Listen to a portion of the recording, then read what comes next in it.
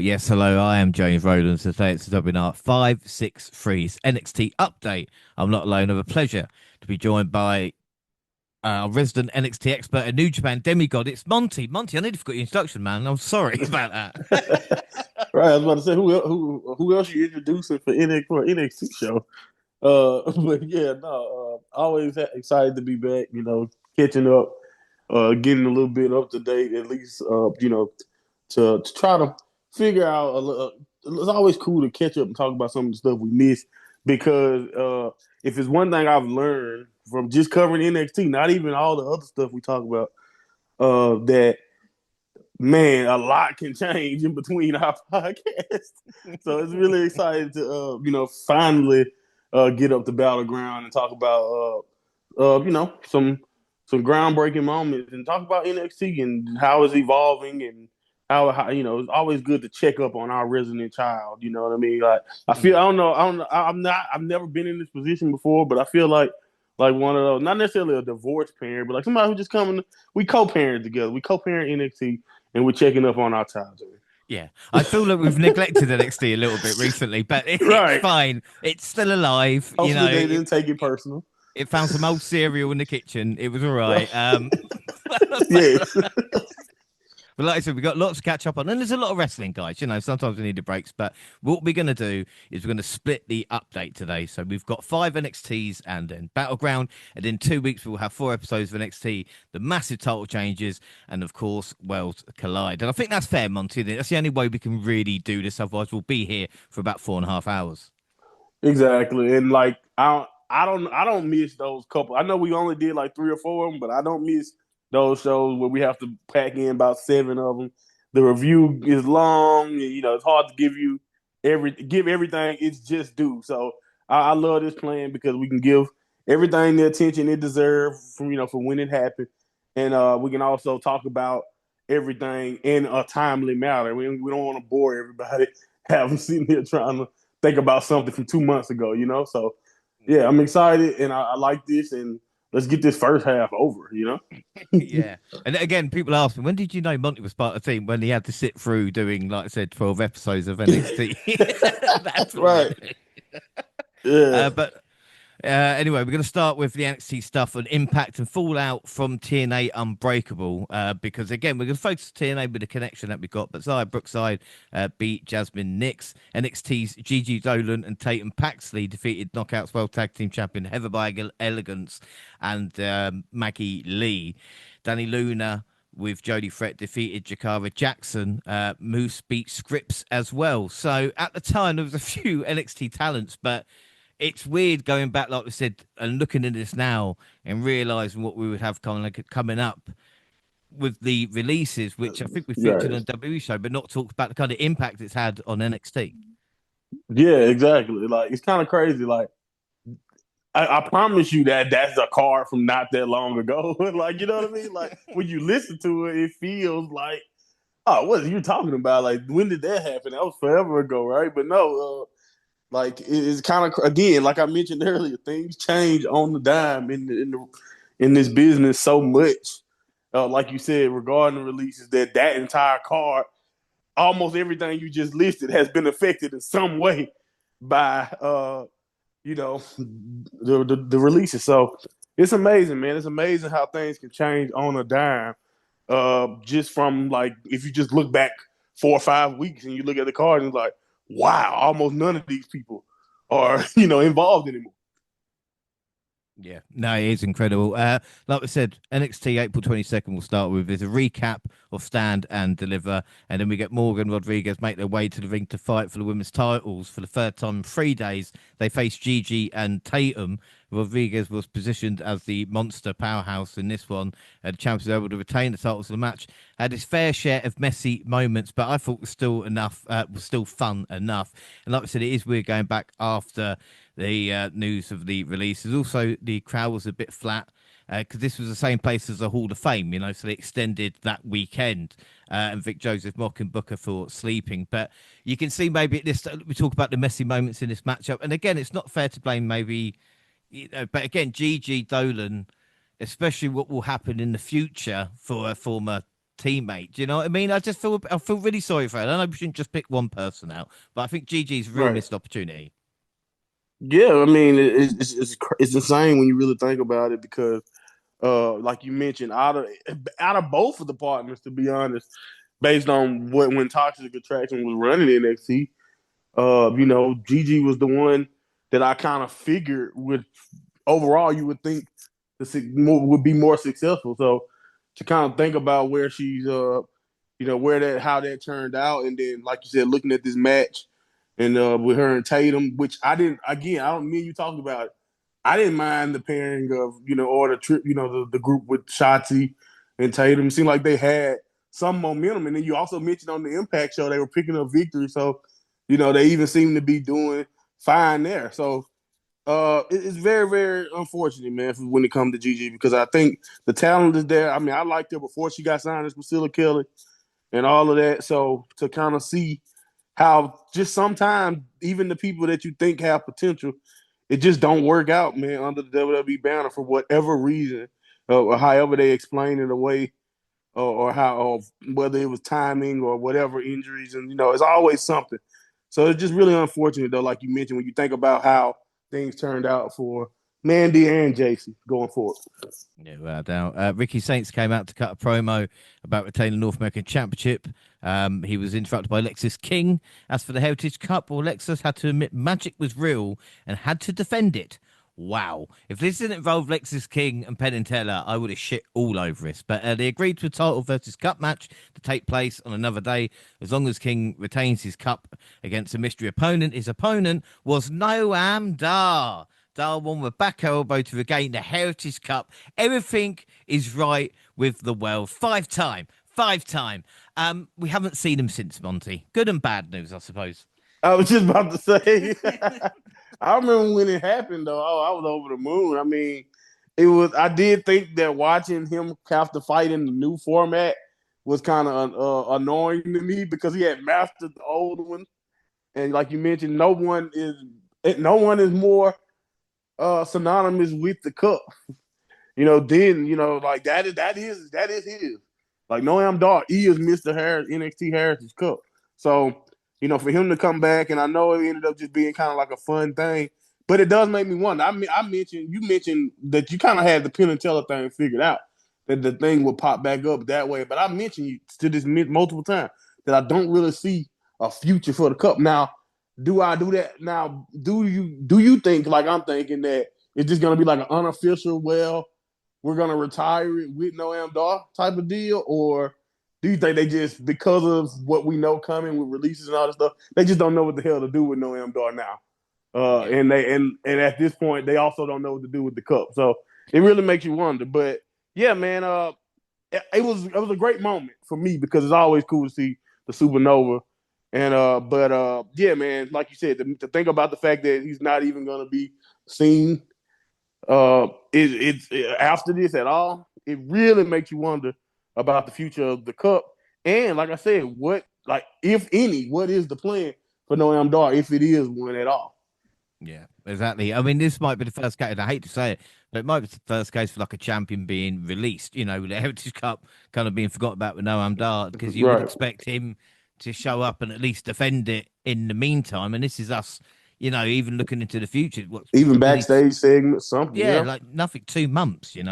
So again, it might just be a case of them just going, yeah, okay, nil and done, and hopefully we'll see Noam Dar. I don't fucking know. It seems every time it's like he's going to get an opportunity, just fades away. But he's one of those guys who's been around forever now. Like we talk about Alicia Fox and Mm-hmm. 5 Live and all He's been that around kind a of. long time. Yeah. He So has survived a lot. Him and Tyler Bate, I don't know who's seen more at this, like Tyler Bate and Noam Dar. Like, I feel like they have survived a lot. So, yeah, man, I wouldn't be surprised. I really hope not because he's one of my favorites. But I really wouldn't be surprised if we found out, he asked for it or was granted or something, a release when it comes to Noam Dar. Because again, I can see the potential. I know he could be a permanent fixture on our TV screen, whether it's NXT or even in a I don't know about a proper singles run because much as I love Noam Dar, Noam Dar, just like I know what main roster aspirations truly would they actually have for a guy like Noam Dar? If Mm. unfortunately, even though we know the talent is there, I just don't know if he would fare much better than, like I mentioned, a Tyler Bate or where Pete Dunne is at, or other guys who seem to just be.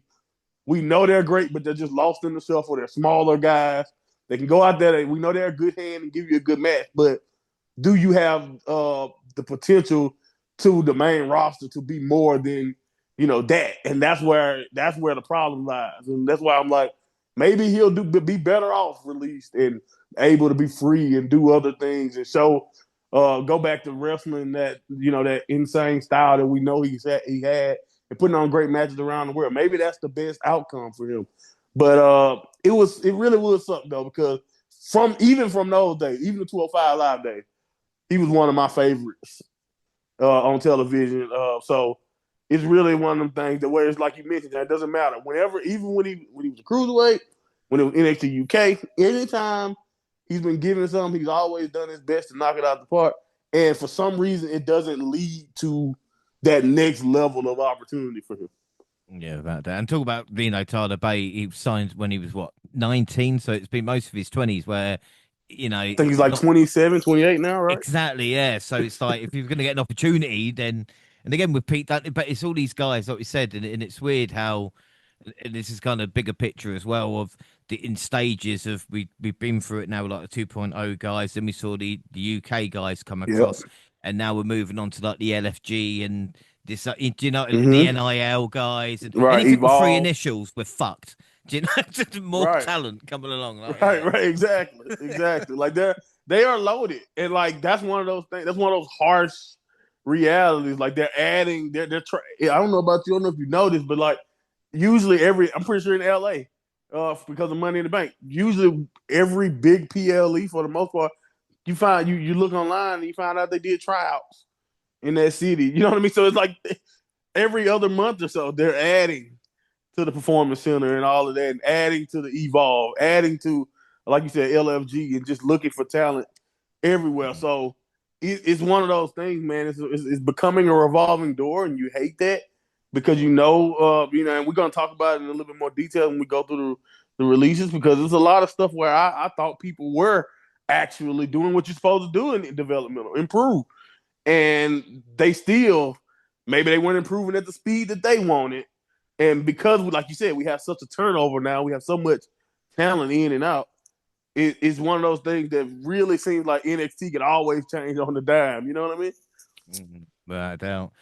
Thea Hale beat Fallon Henley. Obafemi came to the ring, gave props to the young OG. Trick Willie arrived. He wants a one-on-one match. He says he is not a regular Joe, and say his name, and he appears. I believe in Joe Hendry.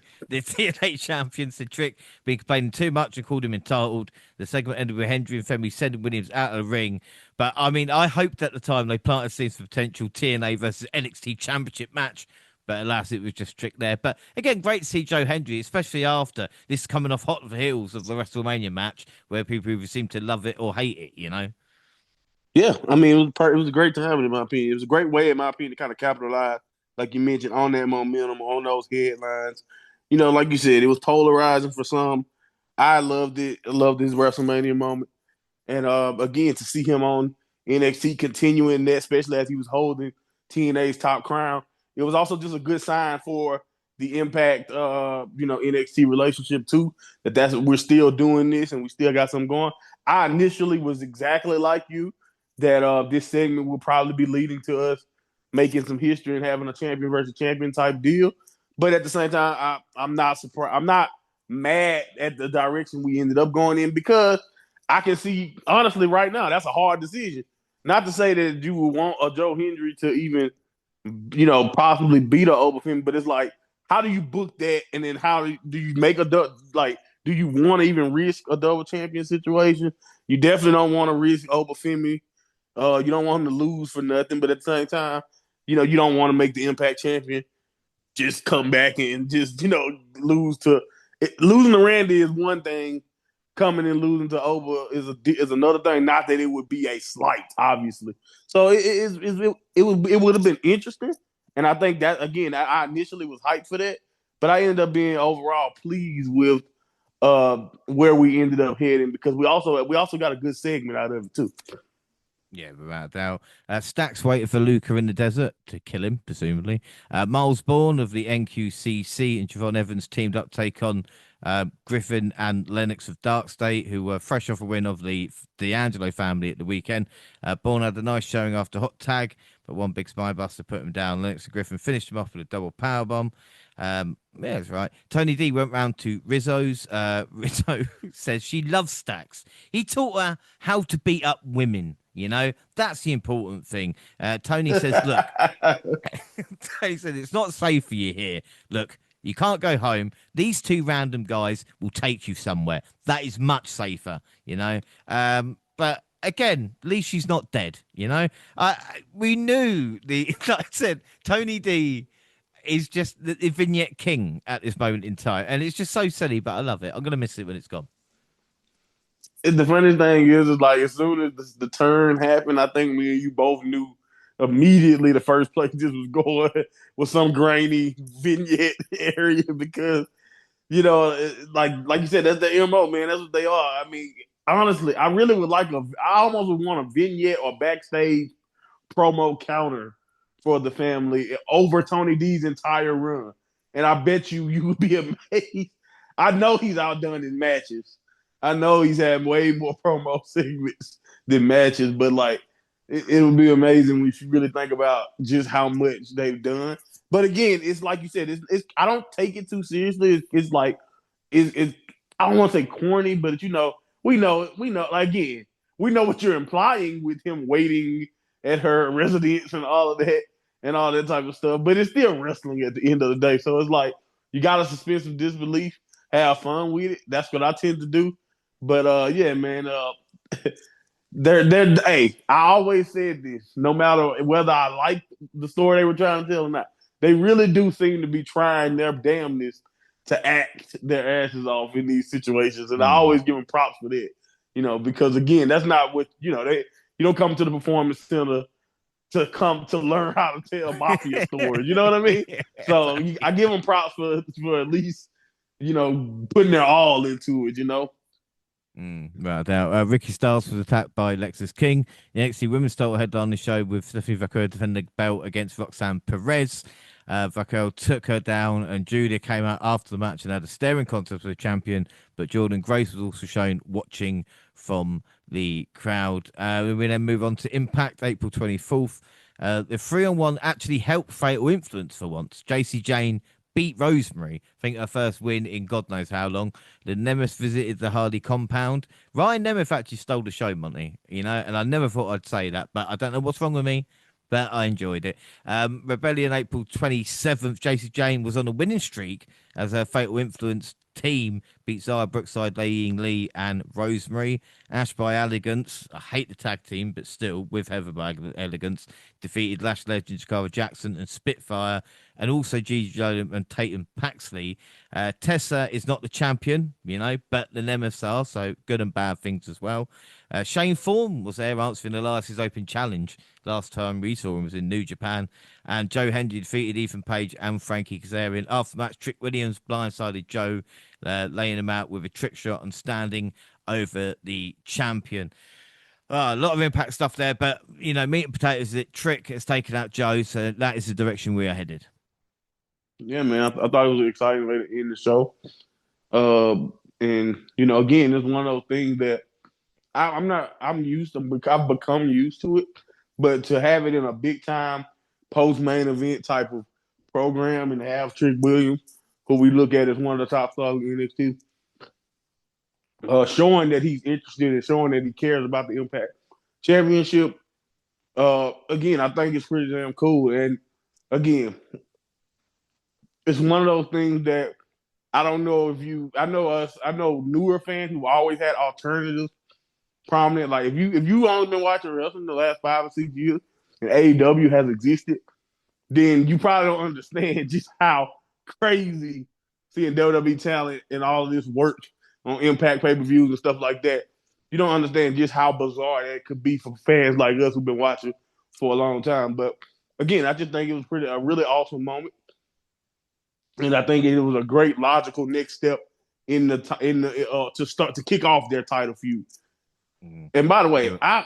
I'm just like you now, James. I don't know what the hell going on with TMDK or like Shane Thorne's contract. And I don't know.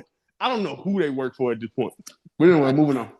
But that's the thing with the one thing with TNA is that you could have a talent you really like and not been on a couple of shows and not realize, be like, oh, shit, they were released. But in the opposite, you can have someone like a Shane Thorne or Elias or whoever, Right. you know what I Somebody mean? just Could pop be up. any last 20 years, you know, colons or someone like that. And you go, oh, okay, right. Anyway, 29th of Chavo. April. Yeah, 29th of April NXT. Joe Hendry started the show and he wants a piece of Trick. Instead, Dark State arrived and destroyed him. All right. Ricky Saints defended the North American title against Lexus King. The match the crowd was actually invested in. I mean, King might not be successful, but he actually did make the crowd care. The Culling team meeting, Spears said he doesn't mind them being losers. All right. Tony D came out and had some generic cronies on the apron for his meeting with Stacks. We knew it was going to be a match, face-to-face meeting. He talked about feeling betrayed after giving the benefit of the doubt. Stacks appeared on the screen and gave his justification for he had a bunch of guys try to attack the Don. He sent them back in and said if Stacks wants to take him down, he has to do it himself. And like we said, thank fuck they're not wrestling, you know, because it wouldn't make any sense. Right. Right. I don't know, man. I haven't. This is just classic crime syndicate or like mafia usurping the boss. Like it really is classic. Like, just very, very. Now, classic sound make it sound better than it is, but what a cliche is really what I want to say, probably. But anyway, again, that's that section of the show right there where you just be like, oh, okay, now it's time for my godfather of wrestling, my godfather of pro wrestling segment. Let's see what they're up to now, because it almost feels like a separate universe. You know what I mean? From the rest of the wrestling, almost, if you ask me.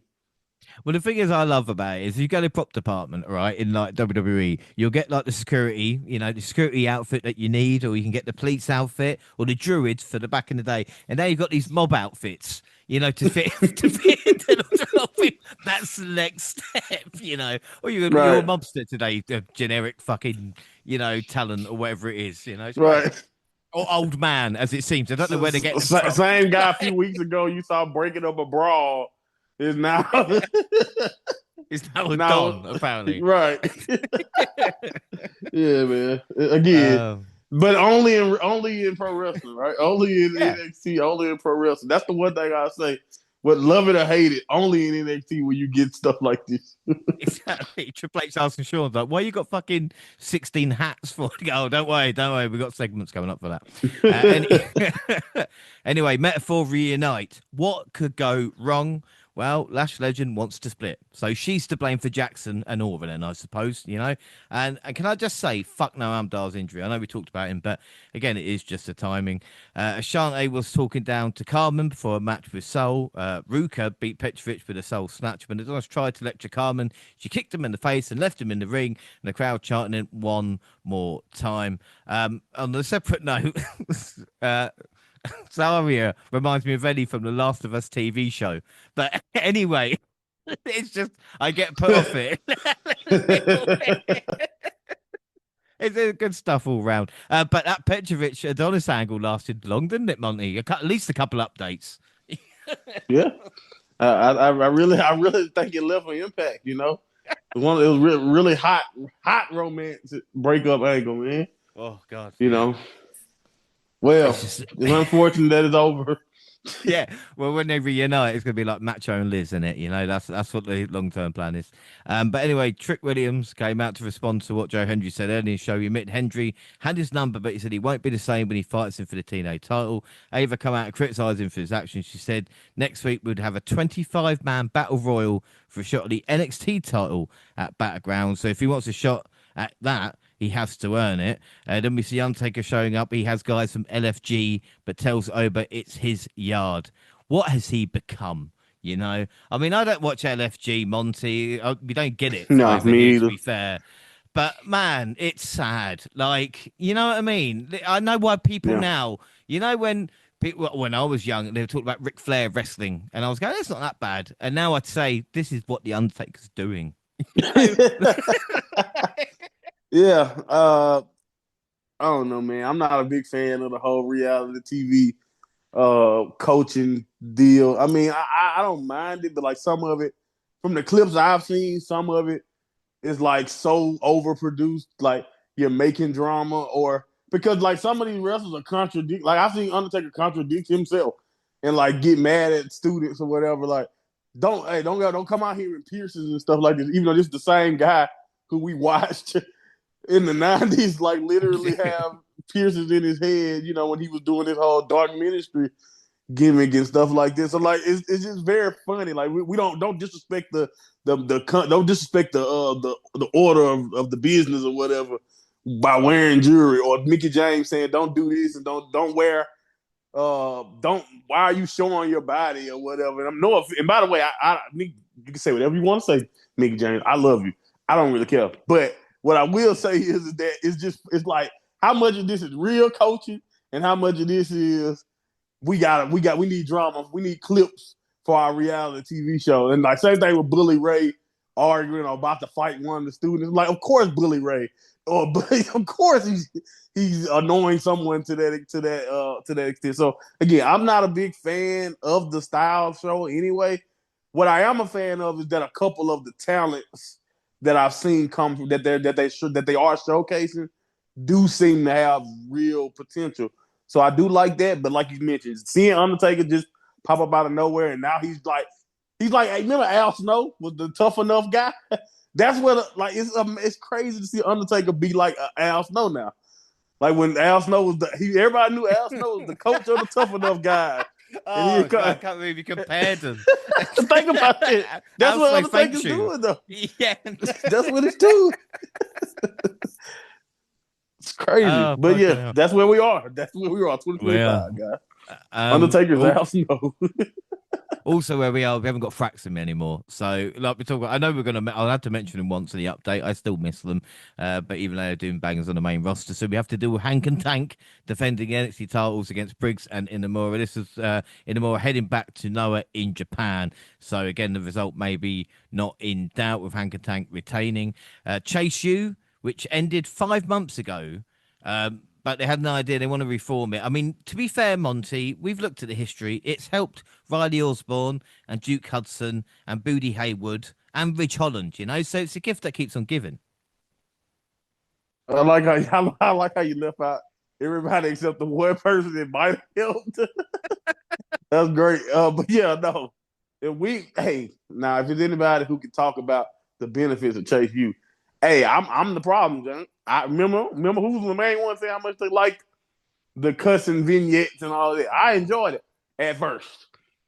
Then he got a gambling problem. Then he got sucked into the mafia uh, part of the show, and that went on Damn forever. you, But anyway, Tony. right? Damn you, Tony. But don't even let me go back to that. Either way it goes, we even had a Jason Jane era in Chase U. Like that's how long it's been. We've had a lot Fucking hell. already. So the fact that they don't want to kill this dead, it really makes me wonder: can Andre Chase not do anything else? Like he has no other ideas for Mr. Chase, huh? I don't know, It's but we'll see how it goes, man. We'll see. Yeah, I mean, again, I don't want to sound crazy here, but it's almost like it's an action figure that you can't change. So you have to just Right, keep doing the chase shoot gimmick because, like you said, there's nothing under the jumper. Like it's right. literally like you have to paint over it or something like that. Anyway, main event was Grace and Sky taking on Perez and Julia. They immediately took the fight out of the ring, and Sky and Grace took control. I mean, all four of these are the best NXT ever had to offer. So it's coming no surprise. It's fun and entertainment match. Grace and Julia fought in the aisle, leaving Sky to score the win with a signature moonsault to Perez. The show ended with a shot of Ava telling Stephanie Vaquer her next challenger will be the winner of Julia versus Jordan Grace next week. And again, if you're doing a drinking game at home, this is the time where I go, oh, the NXT women's division is the best division in wrestling. But again, it showed it here. And again, it showed the progression as like someone like Io Sky, because they dropped the ball so many times from NXT talent. But her to come back the way she is now, kind of fully formed, it is a great moment for her as well. Yeah, because I think at this point, this is probably her main roster peak, and so it's really cool to see EO back. At this, we know what she was in NXT, still one of the greatest of all time in that regard. And I also thought it boded really well for the three other ladies, for Julia Rocks. You know what I mean? And Steph, it would bode well for them to also be in the ring and to kind of show that that's trust, in my opinion. Like, I put my top woman, my world champion, in the ring with you girls. And again, I think we all know at this point that they are the best in the world, or at least in the conversation with some of the best in the world. And again, they prove it, and with matches like this, and also just like I said, the way they all been presented and still respected, win or lose. So, yeah, man, it's really cool. And you're 100% right, James. Like, honestly, some of the best moments is to watch, not necessarily homegrown, because I know EO was a legend way before she came to WWE, but a legend around the world. But to see somebody build themselves up through NXT and then get to the top of the main roster and then be able to come back, it's always cool to see that reaction. Like, you know what I mean? And to see, like you said, her at the top come down and then give the rub of respect to the next generation of girls who will probably be joining her sooner than later. Yeah, man, this is a really cool match, cool moment, and again, it's one of those things that as somebody who watched a lot of NXT, think about what EO was before she turned heel, and like just how we watched the maturation process of her figuring it out and getting where she is now. And it hasn't always been the greatest on the main roster, but her resume there has been also been pretty good. And like I said, at this very moment, she seems to be at the top of her game and at the top of her popularity. So this was excellent, man. Really, really cool stuff. Yeah, and not to sound too old for the people listening, but make the most of it, and especially when you're watching wrestling and certain things, because again, even this match itself, in a month's time, kind of is not really there anymore, And again, we'll get onto that Mm-hmm. on the next update, but Mm-hmm. again, at the time, May 1st Impact, Robert Stone is now a deputy.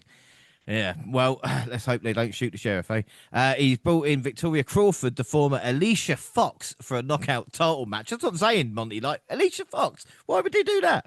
Speaking of knockouts, Trick knocked out Joe Hendry again after the main event. And then, like we talk about the WWE releases that happened, which were Braun Strowman, Shayna Baszler, Dakota Kai, Caden Carter, Katana Chance, Cora Day, Gigi Dolan, Eddie Thorpe, Riley Osborne, Jacoby Jackson, Wolfgang, Joe Coffey, Mark Coffey, thus ending Gallus, Ora Mensa, and Big Body Javier Barnell. A lot of names, Monty, that we kind of had an eye on for a long time, so to speak. Yeah. Yeah, man. It's one of them situations, man. And that's why right after the day after, or like even the same day, once we started to finally get the entire list of people, I just sat back and I'm just like, you know, to me, I'm not saying that Sean, I don't know. No one knows to what extent Sean or anybody who's booking NXT what say they have in these cuts, but man, it really just guts you, man, when you think about some of the stuff, because a lot of everybody almost that was in there, maybe besides maybe a Gallus or whatever, was basically involved. Like, especially the ladies. The ladies, everybody was involved in something, and for it to go down the way it did, and for us to lose, like we mentioned earlier with Gigi, Cora J shocked me because I thought, even though I knew she had an injury thing in history, and I can understand kinda from that perspective, it still sucks because she was so young, and we put her and Roxanne in that same category because not only because of their friendship, but because of and that's in the story that between them, they kind of was when Toxic Attraction was running thing, Cora Jade was supposed to be the future, was supposed to be leading us forward. Same thing with Roxanne Perez as time went on. And again, I know some unfortunate luck and health issues and stuff came up, but it really was unfortunate to see a Jakar Jackson, who again, like you mentioned, James, you kind of blame TV. If you're going off TV, you blame Lash because she decided to split up. What But a it bitch. sucks. It really, really sucks because I thought for a fact somebody like Jakar was actually doing what you're supposed to do in NXT. Now, do I think she's tearing it up, and do I think she's like the potential to be world champion next year or something? No, she wasn't on that trajectory quite yet. But my whole thought process is that NXT is developmental, and she was growing. Every tag match is as that they allowed her and Lash to have, you can see improvement. She almost seemed like she was adding a move every match, almost.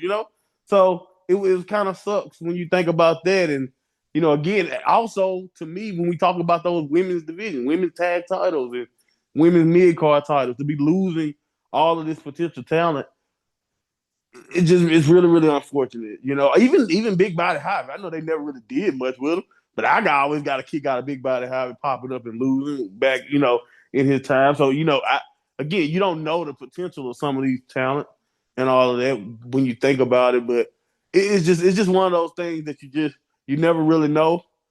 I was like you mentioned earlier about feeling bad for Gigi. Obviously, I also was like, well, then what's next for Tatum? You know what I mean? Because you take her entire faction away. So these releases gave me a lot of emotions at the time, and it really sucked. Even though we've been down this road, but it don't matter how many times. I say this all the time. It doesn't matter how many times we've been here when it comes to cuts, and especially when it comes to NXT, because I know we're adding talent every day, but we watch these talent try to figure it out on a week to week basis. So and they kind of most of them are stuck with whatever you give them, and and they got to make the most of it. But then you realize that they're on a time crunch, and there's all types of other factors being taken into account. So it really, really is one of those things to where it's like one of the hardest parts of watching as much NXT as we do. You know what I'm saying? Because Yeah. you almost expect it. Because at this point, every year we've lost a chunk of something, whether it's the call up or whether they're getting released. So it's like one of those real tough downsides to watching Yeah. NXT. Yeah, and another thing I'll say as well, and again, we know I mocked Brooke Jensen or someone like Rich Holland, but I'm not wishing these guys get released. And 'cause you hear that a lot when you go, well, why give it a GG when Right. No, you're no, no, not no. These people get rid of live in X? Exactly. right, So right. just give it a chance. And again, hopefully these girls and guys can recover, especially where AEW and the way wrestling is at the moment. There's like I said, markets and opportunities. Matt Cardona always Right. says that, doesn't he? You either you can go and you become your WWE gimmick or create something new. So there's the Mm-hmm. opportunity. But like you said, it is always sad because we try to see him develop.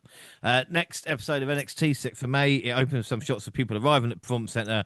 For we went to the ring with Joe Hendry and Hank and Tank entrances versus Dark State. It was Griffin Lennox and Cutler James, remembers, chosen. Joe got carried away with the fall away slams, but it looked like victory was theirs. Trick Williams pulled Hendry out the ring, threw him to the back, which left Hank and Tank to be taken out by Dark State with a huge power bomb for the win. And Joe just can't catch a break at this moment in time. And Dark State, they're kind of Trick's lackeys without being Trick's lackeys. Do you know what I mean? They've not made a decision with Dark State yet.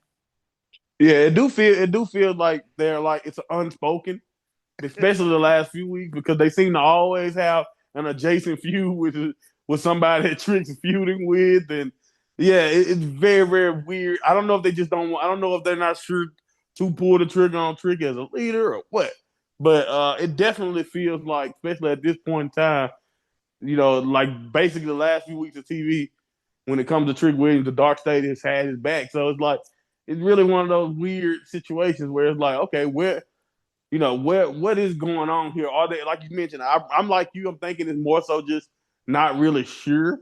But to me, that's probably the biggest undoing for the Dark State right now. It's like I feel like they supposed to be much more intimidating or much more of an impact than they are currently. But the biggest problem is what we talked about when they kind of debuted is we don't know what their goal is. Every faction has not only a leader usually, but they also have a clear goal. And we're not really sure. Like it don't seem like the goal is to occupy NXT and take over and whoop, whoop, whoop. So they're just like you mentioned, they just seem like unspoken Trick Williams lackeys right now. Yeah, it's really weird. Kalani Jordan versus Azaria. Both women went crashing through the barricade when Azaria hit a spear, and that paved way for a finisher for the win. Parker challenged Carmen Petrovic to a match during a backstage segment, and the shot over Femi's NXT Championship was on the line as 25 men from across NXT, LFG, Evolve, and TNA competed in the Battle Royal. Trick Williams entered the ring first before a break, and Ethan Page joined the fray when we returned. The final entrant was Elijah, who was known as Elias in WWE. So Kevin Owens is going fucking crazy at home.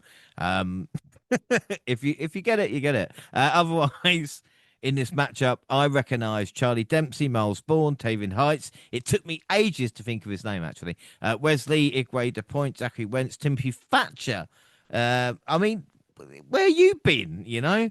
The Cullen, Javon, Ridge, Ashanti, Lexus, Evolve, and NFG guys. No, wait, I've just seen Briggs and Namora as well. Jensen is a cunt. He eliminated himself. The young Sean Legacy impressed. Williams' actions early in the show came back to haunt him when Hendry showed up, distract him so Elijah could throw him out. And Miles Bourne, Sean Spears, Javon Evans, and Page were the final four. The shocking ended. It was Miles Bourne ended up getting the win, eliminated Page and Spears. That was a bit different, but again, Monty, I mean, I get your thoughts and all that, but as we mentioned, it shows why the cuts were made when you look at how many's there, and that's not counting like the athletes or the celebrities or the influencers or anything else, you know. But quite the moment for Miles.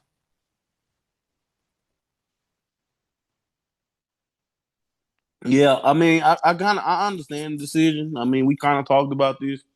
Where is that next tier of guys besides a Trick Williams, besides a Javon that's gonna threaten the champion? So I kind of understand trying to make a Miles Bourne. A battle royal is a good way for him to get a victory, but at the same time, not not quite, earn the number one contendership like in a one-on-one setting over someone else. So you can kind of say luck played a factor, but at the same time, it worked for him. It worked for the underdog story that they're trying to kind of tell here with Miles. And I don't really mind it. It was cool though, like you mentioned. I think the best part of the match almost was kind of like the surprises, some of the faces that you recognize that we haven't seen in a while, like you mentioned with Thatcher and you know what I mean? And seeing, I mean, for me, it's always cool to even see Wesley. I'm glad you're still around, Wes. You know what I mean? And but Yeah. the reaction for Elijah too, that was interesting too. I enjoyed how much it seemed the fans uh seem to. I don't know. It's kind of funny, man. Like NXT, I always say the NXT crowd seems like they will welcome almost anybody, but at the same time the internet was also very excited to see him back in the WWE ring too. So it's very funny what happens when you go away for a little while and how again absence, hard grow fonder as they Yeah, say. exactly. But again, it was that was awesome. I didn't mind, like I said, I didn't mind Miles winning. I kind of got the thought process, even though I thought Trick Williams did a really good job in this match, and I also thought the young OG. I mean, of course, everything he does is insane. So this was cool, man. I didn't have a problem with this one. I actually thought this was a fun battle royal, and that's the point.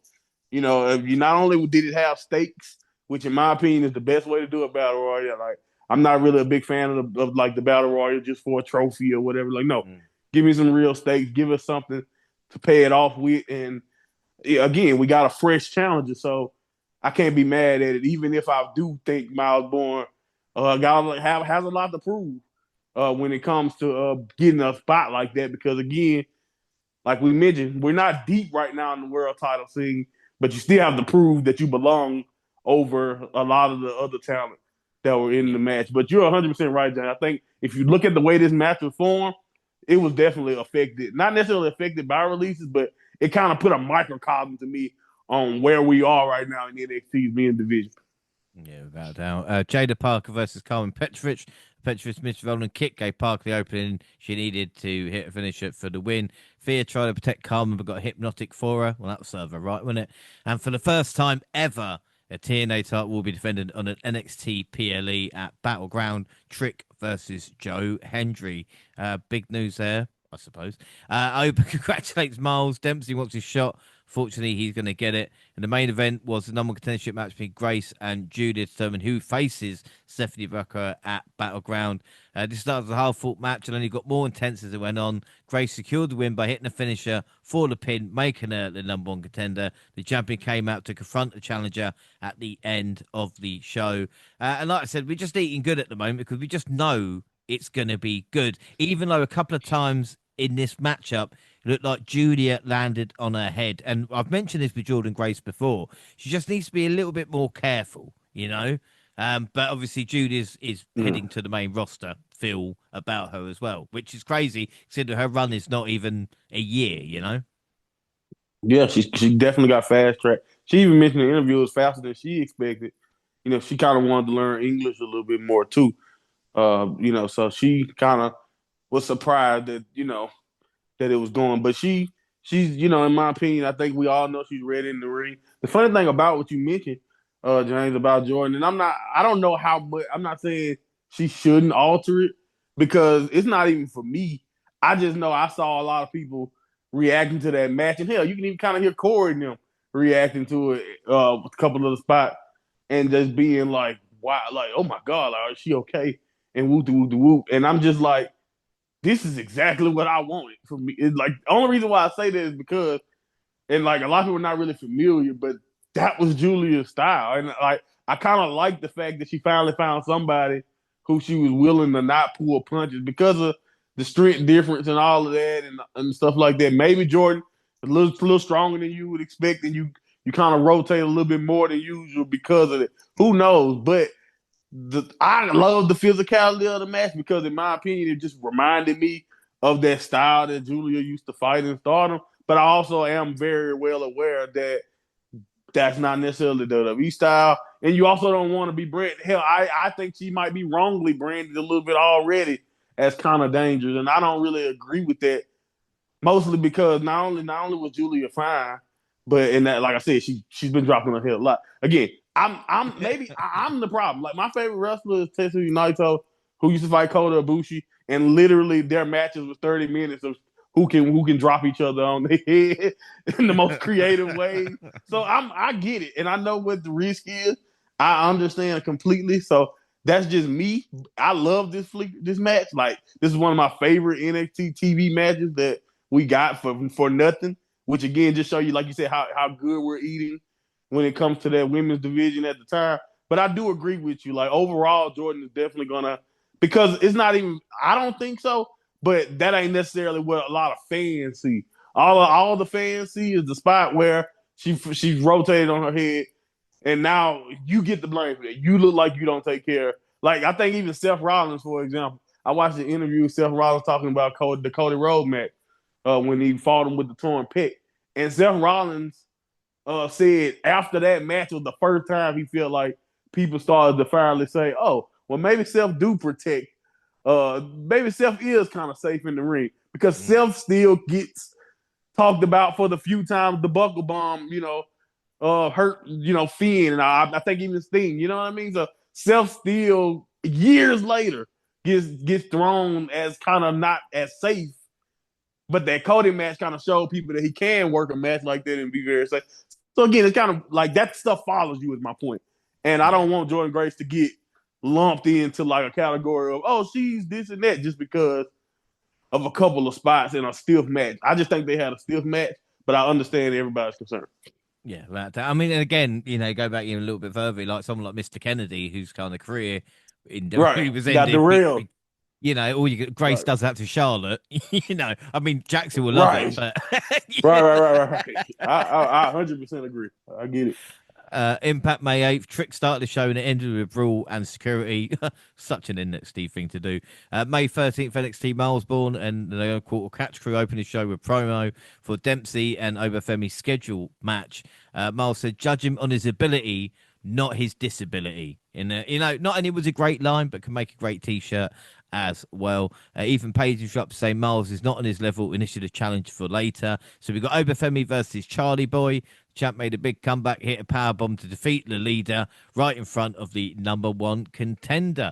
And again, Dempsey, look, at least he's getting time, but it's no real surprise, is it? I don't see him on, like you said, the release block, but the progression really is I don't know. I mean, what are your thoughts? I don't think it's there at the moment, but Yeah, no, not me. I do think it's interesting because for him to be the leader of the catch crew and to already kind of feel like they found Miles Bourne as the guy who can be the breakout. Who even know? I know Tavion got great potential. Maybe with more time, you can see Tavion too. It's very weird because I know Charlie looks the way he looks, but you know this, James. Charlie's young.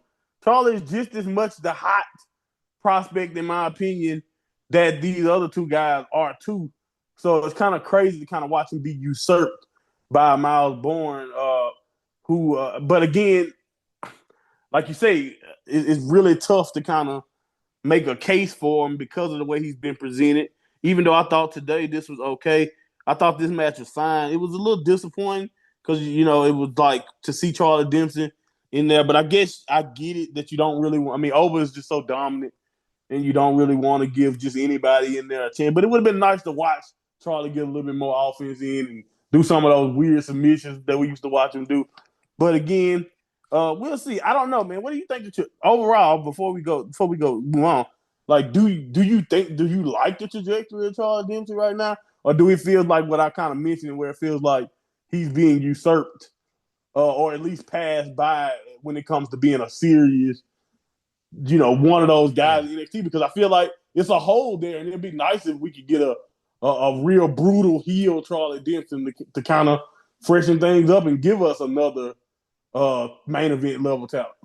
Yeah, I think that's the thing. The comparisons with Regal were going to be there, but I don't think Dempsey has got the comical range that Regal has. Maybe he'll Mm-hmm. develop it and stuff. So what you need Right. to do is, like you said, the other way of this kind of shoot killer, whatever it is. Like even early days Taz or fucking someone even more Mm-hmm. recent. You know, but Yeah. and again, and then do it like that. The problem is when you're in a group, like you said, you always look for that one person to stand Mm-hmm. out or break out. And Dempsey seems out of that group the least. like, Right. Even over the lady. yeah, I can't think of her name. Yeah. I can't think of her name off the top of my head already. But yes, even the woman in the group has become more popular. And like left has seemed to leave more of an impact in their segments. And I guess it's because, like you said, they have more of a natural funny bone to them, and they've been trying to give No Quarter Catch Crew that. But yeah, man, it's gonna be interesting to see where he goes in the future. I would like I mentioned, like you said, a brutal heel run. I want him to go in there and start, leaving submission holes on well past the bell, stuff like that. Go out there, be a technician.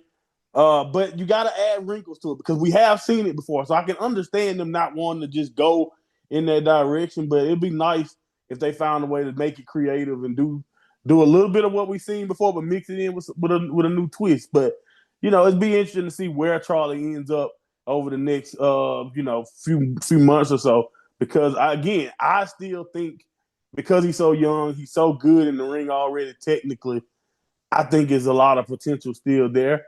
But like you mentioned, right now, out of his faction, he seemed to be in last place when it comes to presence and whether or not people are invested in him. And again, that's gonna always give you a hard time in WWE. yeah, that Ren Sinclair. I mean, again, the names are so generic; it's There we difficult, isn't go. Yeah, Ren Sinclair. it? Tatum Paxley was seen backstage losing her shit. She said she's lost everyone. I mean, speak to Triple H. If that's the issue, then ain't nothing we can do about it. We'll talk about Tatum a little bit more in a bit. Tony D versus Wesley. Stacks appeared on the big screen to talk to Don, and Lee took advantage of distraction so he could hit his finisher for the win. So even in a match, they had to have a backstage vignette. But still, I don't mind. Stacks said he was going to pay Rizzo a visit as D'Angelo's tried to recover. I mean, they haven't touched since the turn, Monty. Talk about slight building. Wow, that's a great point. Wow, man. Anyway, But yeah, Wesley wins. Yay! yeah, Wesley, yeah. God. Heel turn worked. Ricky Saints accused Ethan Page of being a parade rainer, not a parade rainer. Then we get a Stephanie Vaquer promo. Not the strongest, but it was interrupted by Fatal Influence, setting up the main event later with Grace saying she's protecting her investment. And Monty, I don't know about you, man. And again, I don't want the show to go too long, but protecting investment just give me old school vibes. Do you know what I mean? Of like Jordan Grace, no, you're my target. I'm going to make sure you're all right. Do you know what I mean? I just love that kind of shit. Right. Yeah. No, 100%. It was a nice touch. With the whole protecting the investment. Nice touch. Nice touch. Nice touch. Bubba Ray and The Undertaker were shown with some LFG talents backstage. Good for them. Tony D was shown, yeah. Tony D was shown getting in a vehicle and taken off to find Stacks before he went back to the ring for Ethan Page versus Bourne. Surprisingly, Bourne was alone.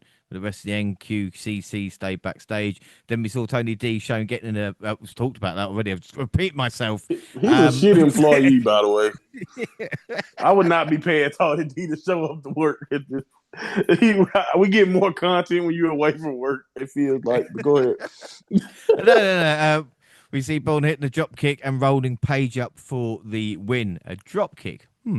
Javon and Enchante chatted with Starks, issuing a challenge. Tony D was shown arriving at his safe house, only to be attacked by Stacks in the front yard.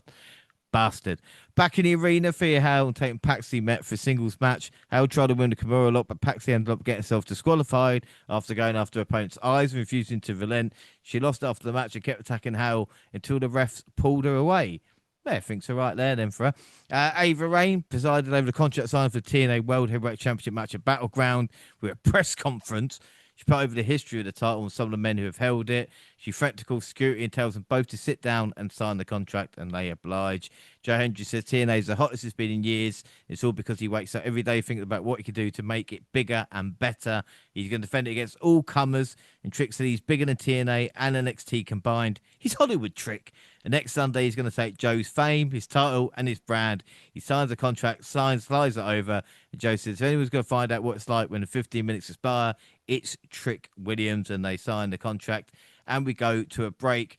I mean, this is good shit. And what I want to see from this, the reason I'm taking so much time on it as well, is I want to see a progression like Joe Hendry, because we know what he can do, you know, in these kind of 3-minute, 5-minute segments. But we do still need to see a more serious, aggressive side to him.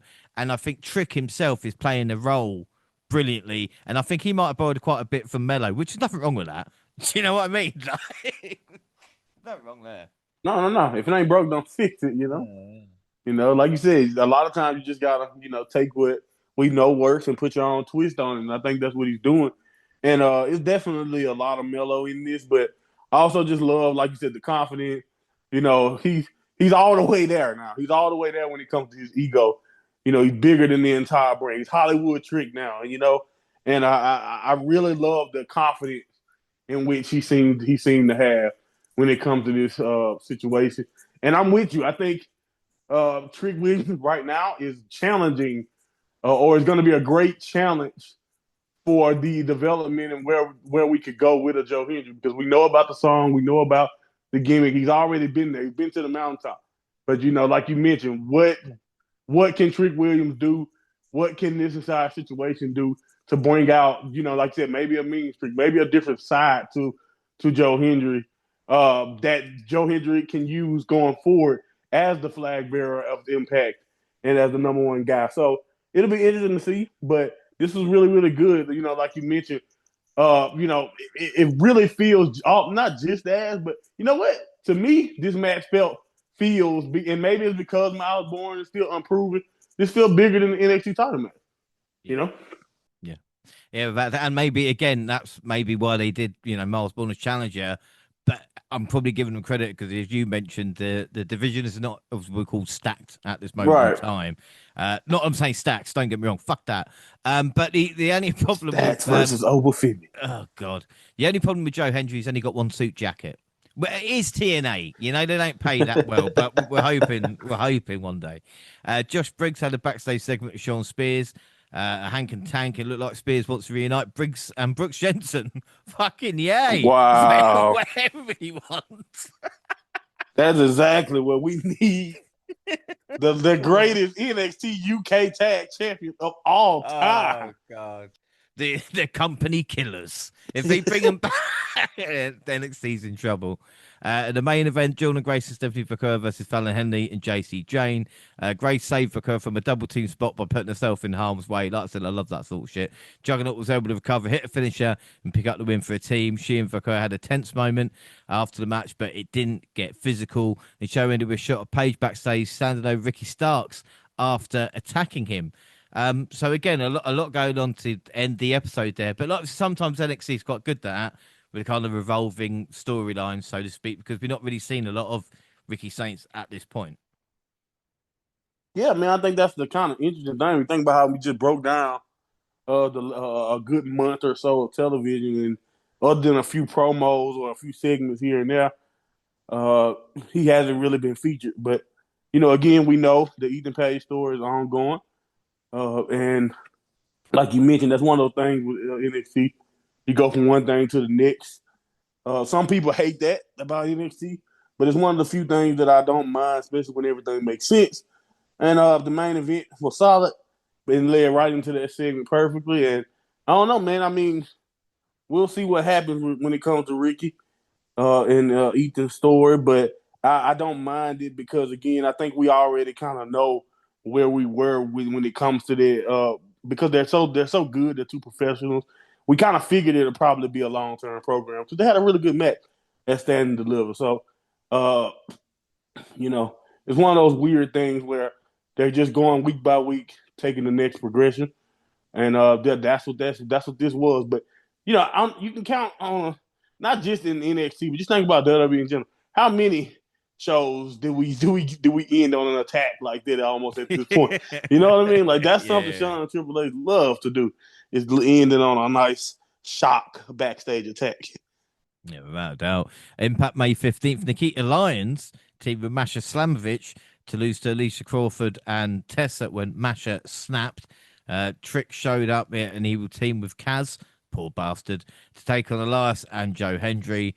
And then NXT May 20th, NXT Open with shot Ricky Saints arriving in the parking lot, walking right to the arena with his music played.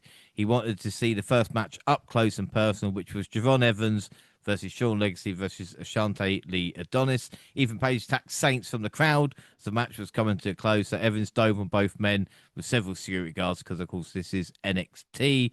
Legacy was able to hit a twisting suplex to get the win. I mean, this was a great way to start, like, really, if you talk about this feels like like talk about a starting point of a new era for NXT, doesn't it? Yeah, I think this was the freshest. Like I think, like we mentioned, me and you have kind of talked about where we are in the men's, where we've been in the men's division. But like this, like you said, starting off with a match like this with Sean Legacy, and having even Ashanti, in this situation with Javon Evans, it felt like you mentioned, like the freshest we've been when it comes to the NXT men's division. And whether it's the North American or the NXT championship, like I mentioned earlier, we need more prominent characters that feel like possible contenders, not just new guys, not just fresh faces. And I think Sean Legacy did a good job of showing that he can be a potential threat to someone. And him and Javon seem to have great chemistry already. So it'll be interesting to see what the future lies for Sean Legacy. But yeah, I think that's exactly what this is. This is one of those situations where it's like, okay, and then we'll even see it later on the card, in tag team action and all of that too. That this definitely feels like, okay, we got to get these guys on television and get to start establishing these new characters because we're very top heavy right now in the NXT men's division. So it was really cool to see some fresh faces come out and make an impact. Yeah, about that. We got a Stevie and Robbie sighting. We haven't seen them in a little while. Ava, congrats to the LFG winners. Trick Williams made his way to the ring for his rap performance. Hendry was shown watching from backstage and practicing on his guitar.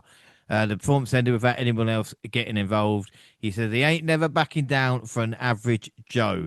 I mean, what did you think of this, Monty? Because again, I mean, trick rapping. I mean, I think we've seen it before, but I mean, what are your thoughts? Yeah, we have. We've seen it before, especially on social. But this is probably the first time they tried to do like a TV segment type of deal out of it.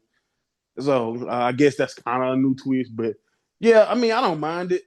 Uh, I'm usually hit or miss. Like a couple of the trick songs I really like, and a couple of them is like, okay, this is fine. But again, so I'm more on this is fine scale when it comes to this one. But I don't mind it whatsoever because I feel like it's one of those creative ways that Trick Williams likes to express himself. But it also falls right in line, like you mentioned, with Joe Hendry because we know that he tends to embarrass his foes musically or creatively. So I actually didn't mind it because I feel like the people who may not even know that Joe Hendry, besides his own theme song, makes songs or something like that. Maybe they don't. Maybe they're missing something. And like, okay, why Trick rapping this week? Maybe they don't get it as much. But I thought I understood it just from the perspective that I know that they both tend to make music clowning their opponent. Yeah. Sean Spears beat Josh Briggs. Briggs tried to keep the fight going, but the numbers game caught up with him. Hank and Tank made the save and helped clear the ring. I mean, just turn on them already if that's what you're going to do. Thea Hale wants Tate and Patsy to understand her. Jada Parker and the Hypnotic did the rest. Cal Dixon, Uriah Connors of the new Chase U got fucked up by the return of OTM, Bronco Nima and Lucian Price. Obafemi and Miles Bourne had their final confrontation before Battleground. The SFNQCC was not present. Femi said he respected he respected all that. He was stupid. Bourne talked about proving everyone who underestimated him wrong. The men's winner of LFG attacked Femi after Bourne left the ring. Bourne ran back and scared him up, but Femi refused his hand when he tried to help him up. And the one thing, I mean, again, you can tell me maybe if you know more about the LFG winner. I haven't got no fucking clue. Just a big dude at this moment in time. But what I like about Obafemi is that the amount of times being attacked from behind, he just kind of shrugs it off and goes, "Oh, I'll get you fucking next time." Because that's what he does. Right, so badass, right? Like he just everything he does just screams a killer, and I think that's what's so cool about Oba. Even when he gets attacked, I'm gonna be. I've seen a little bit of the winner, a few clips. I see the potential, but I'm just like you basically because I didn't watch everything or watch how he even won. So, we'll see. They seem to like him enough to kind of throw him in there with Oba immediately. So I guess we'll see or throw him in or involving him with Oba immediately. So it'd be interesting to actually see if anything comes of it. But yeah, man, I'm a blank slate for the most part because I've only seen clips of LFG. Yeah, no, I'm the same. But again, it's good that they're even putting over in that situation of like, yeah, you can carry these guys now. Right. You've had like 40 matches. Exactly. Like with all of that experience, those many years of experience Oba had. Anyway, after Lola Vice and Fatal Influence kind of got into it backstage, Lola faced Fallon. Jane tried to help, but backfired. Vice was able to score the win with a spinning back fist. Ava booked Paige versus Saints for the North American title on the next update. That's good for Ava.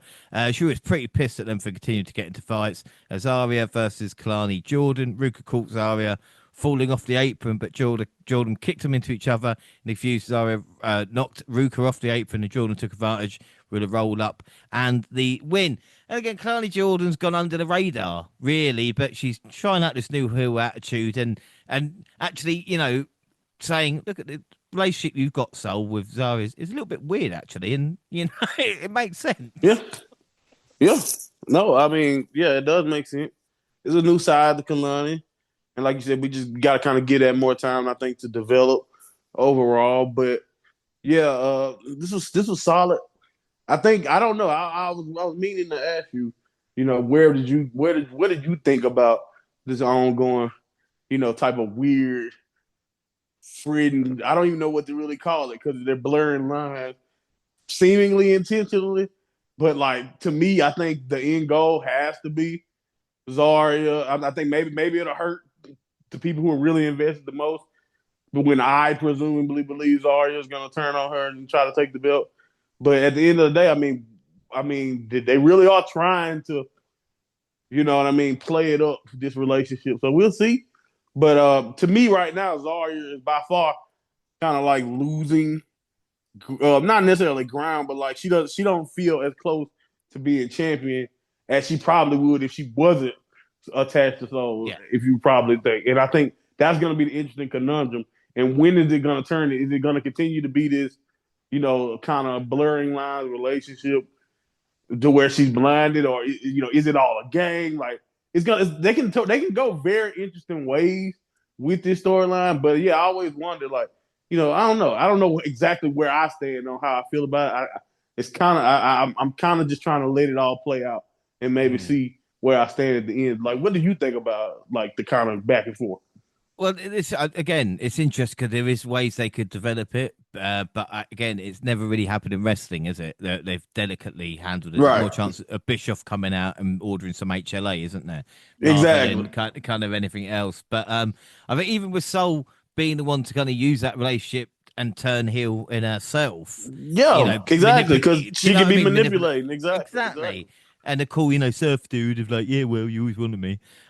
Which that's how Saul talks, by the way. But again, like you said, at the moment, her Zara's just been the lackey after the build up. When you think about all those women that came in a couple of updates ago, do you know what Yes, I and mean? they're gone or on the Mm, way out on up. You know what I mean?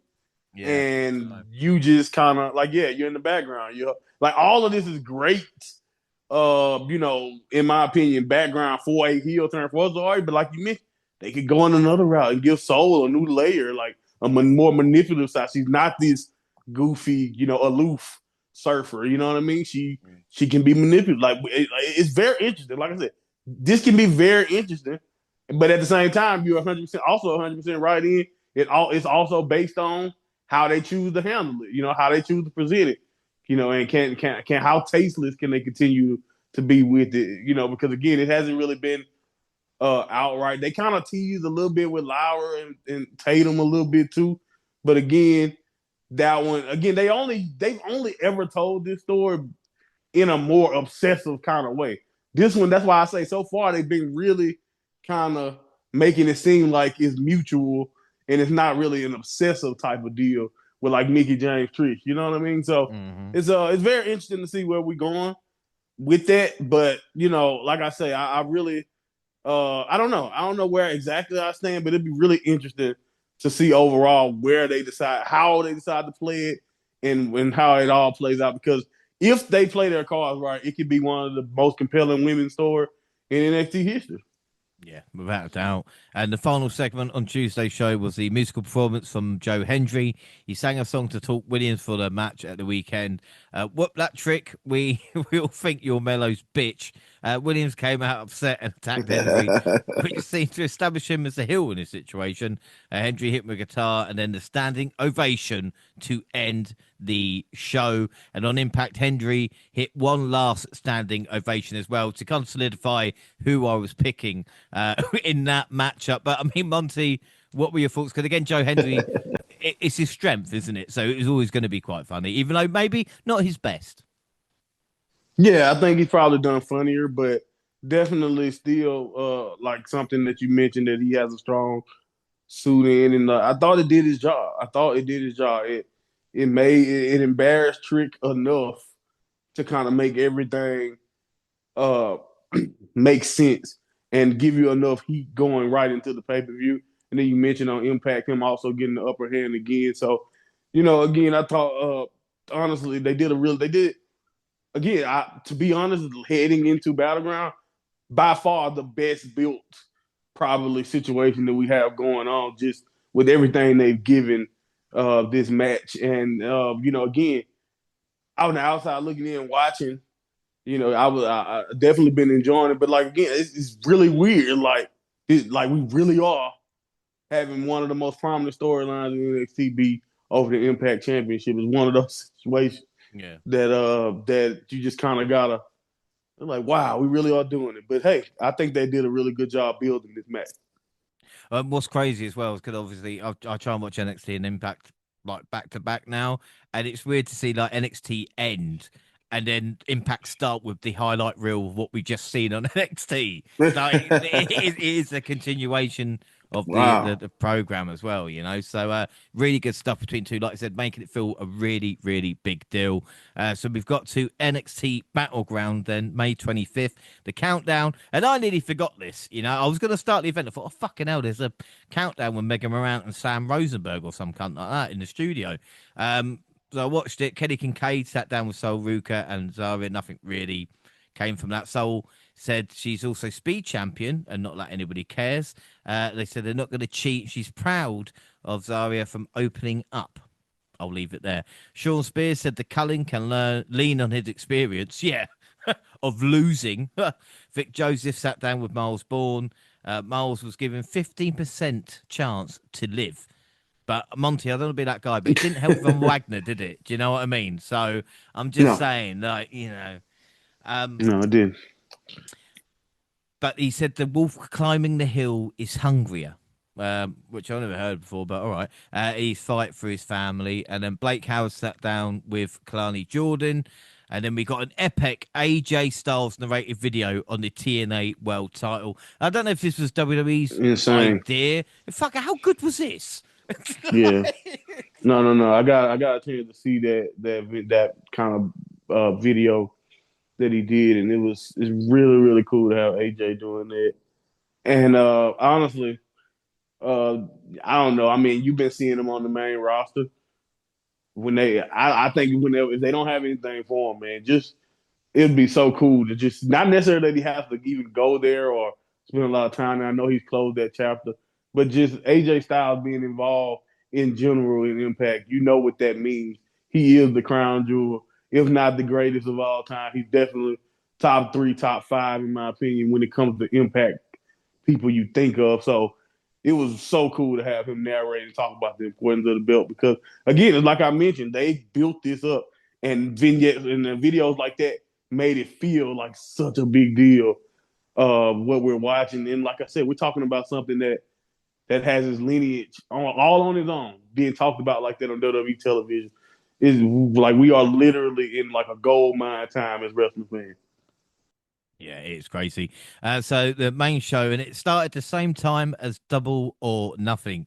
I mean, I don't want to agree with Tony Khan, you know what I'm like, but WWE never really booked a pay per view against WCW. I mean, it is NXT, so they do it the majority of the time, I suppose, apart from the All In Yeah. weekend. But again, it's interesting. Does this affect your viewing habits, or do you know what I mean? Is it needed to have this much over weekend? And you know. I don't really think so. I don't really think so because we know things are on demand. And like if you buy a pay per view, you can watch a replay most of the time. And so like I don't really understand the point. I think the people who watch both are gonna find a way to get to watch both. And the people who choose whatever they choose are going to do that too and just catch up on clips. Like I don't really see the benefit of it. I don't think it undercuts AEW pay-per-views or whatever the way you would think. You know what I'm saying? So I honestly don't like and then it also contradicts everything they want us to believe. Because what happens after every big PLE that we talk about when Triple H does his press conference? We're breaking records. We're this, we're that. Our competition is the Super Bowl and stuff like that. Like that is the type of language and rhetoric you get from them, but then their actions show otherwise. And I get it. We know what WWE is about. They want to be the biggest, the only show in town historically speaking. But you know, I just don't understand the constant need to even do this when in reality, if you truly believe AEW is not uh on your level, or like, you know, and we can all agree that financially and all that, they're not. But it's like, then what's the point of this? You know, is it because of the NXT little the original like little Wednesday night? Or you know what I mean? Is it because of that, the original wars that happened or whatever type of thing? Like I don't get it. I really don't. But it's one of those realities that we kind of have to see, that you kind of watch WWE be a little petty for whatever reason. I know some people don't care. Some people love it, you know, because they love the tribalism. But as somebody who enjoy both, I'm with you, man. I have to agree with Tony where it's like, what's the point? Yeah. What are we doing here? You know, so I don't get it.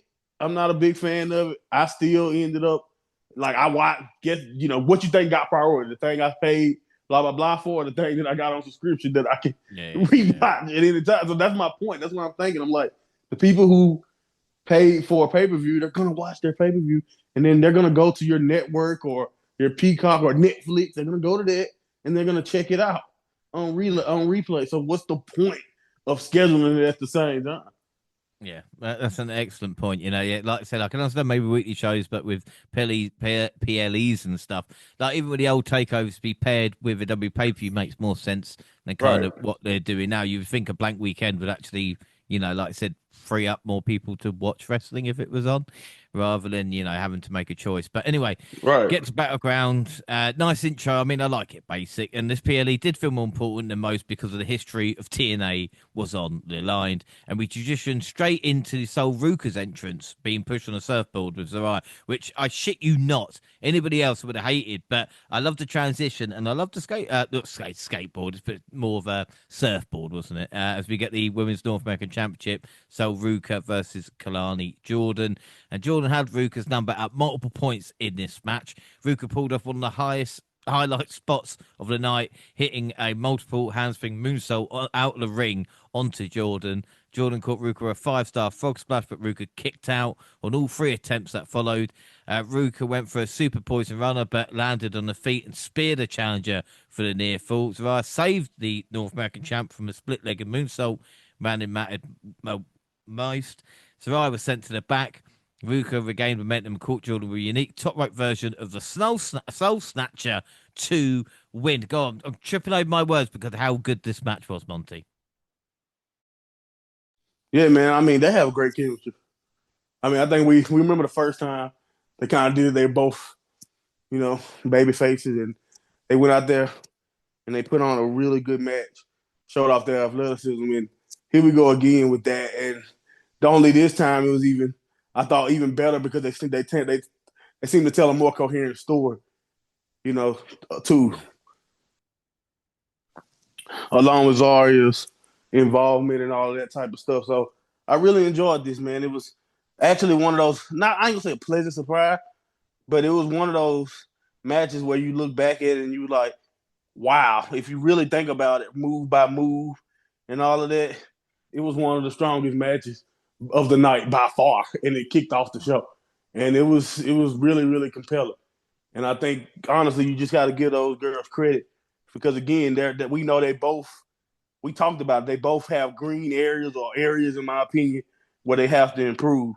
And I think when you think about all the way back from Heat Wave when that first match happened to where we are now, they both seem to have, gotten Yeah, so much better in a lot of different ways that you don't know. In the important ways. I saw, I know we talked about her being released, but I saw Katana do an interview kind of talking about how she felt like she was good at everything in wrestling, but the important stuff, which means she could do all the flips, do all the nice moves, but when it came to storytelling or whether it came to her facial expressions or promos, she knew she still had to work on that, and that's what I mean when I'm talking about the little things when it comes to these incredible athletes that you have when it comes to Kalani and so Ruka here, don't go out and this is no shade to the first match because I enjoyed that one too. But it's like, not we know you're great. We know you can flip. We know the gymnastics background. We know the talent is there. Weave a story in between that, and then you get magic like this. And I thought this was really, really good. yeah. I mean, like I said, since the last match against each of these women, they've improved leaps and bounds. It won't be long till you see this match on the main roster, kind of, Yeah. wowing crowds on Raw and SmackDown.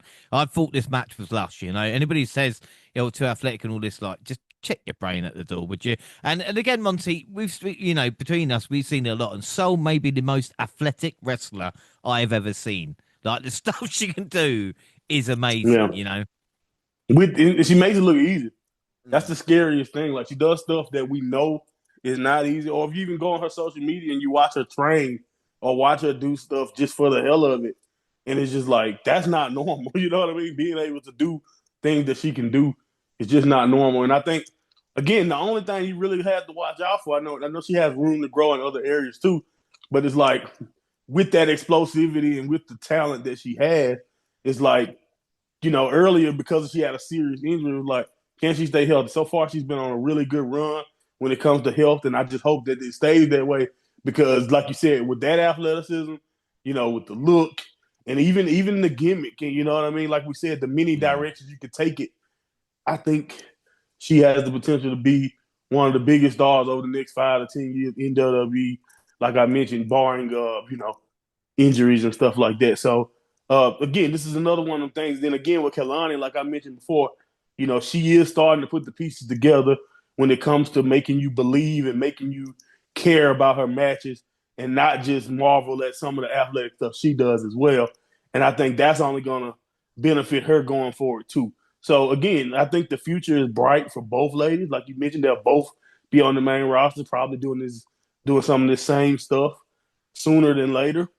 But again, I just like you mentioned, it's kind of cool to when you think back to months ago and then you watch them running back here, and you're just like, wow, the progression. That is what you want to see when you think about prominent women in your division and watching them develop and get better. It's really, really cool. And also it benefits the title, in my opinion. I think this is one of those matches that make the North American Championship look good because again, like we talked about with the other mid card women's championships across WWE, sometimes we barely get to see it. But to watch a champion like a Soul Ruger develop, get better, and also give kick ass defenses, what more could you really ask for, really, when you think about where they are in their career? Yeah, without doubt. All that stuff you said, I couldn't agree more with. And the finish was fucking awesome as well. Um, Insane. so, so out of five, then what would you give this? I gave it a four and a half. I mean, four and a quarter. Yeah, I gave it 4 3/4. Because again, it's the level of talent on show, the kind of like I said, the experience they got, but also the event they're doing it at. With a PLE starting off the Right. show in front of a hot crowd, so fair play there. Predictions, WNR Prediction League 2025. This is after Backlash and I think Double or Nothing. The bonus league, Monty's on 14, I'm on 12, Jaxie's on 11, Gina on 9. I'm not going to say the other ones because they depressed me so much. So we all went Soul, so all on one here. Then we got Sarah Schreiber interviewing TNA's Mike Santana, who made clear he was next up for the TNA World Championship. Charlie Dempsey disrespected him. Tavian Heights challenged him to a respectful match on NXT. And I tell you what, TNA have done a really good job with him as well. If the last time you've seen Mike Santana was like LAX back in the day, they kind of really got behind him. Oh And yeah, he's completely he's different got animal now. and he's got the connection with the crowd. That's what's important. And again, we'll see it on the next update, but there is a connection there, and all good wrestlers have it in a weird way. Mm-hmm. Yeah, man, it's been cool. It's been cool to watch him develop, and like you mentioned, to grow that connection and just get better in so many different ways. I don't know. I love them as a tag team, in AEW and all of that. Even like you said, even LAX originally, but it's like when you think about it, when you're watching a team, it's always interesting to see who would have the potential to kind of take off on their own like that. And he has definitely took off. Yeah, without doubt. Unfortunately, you're going to bring us down now because we've got the Culling versus Hank and Tank with Josh Yeah. Briggs.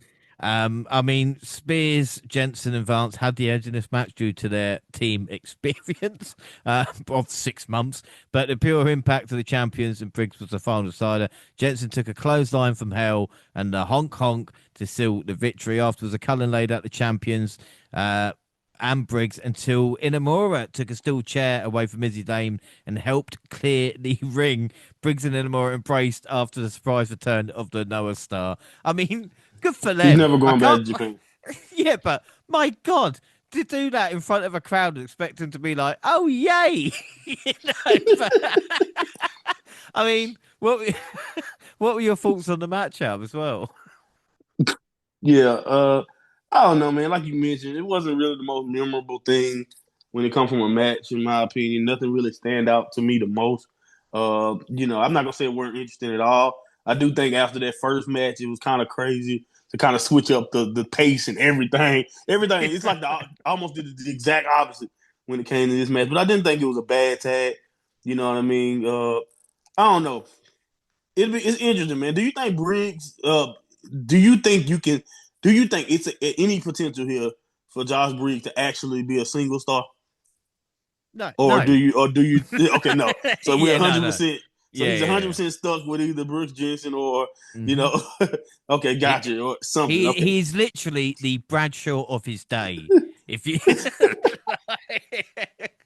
so he's gonna actually become a valuable single star about 5 to 10 years from now. Or what? yeah, yeah. Okay. But yeah, again, I don't mind it. It was cool to see any more come back. Even though when I seen it, I was like, honestly, at this point, Japan must be just right around the block. It's just you can Mm. just pop back up from Japan, huh?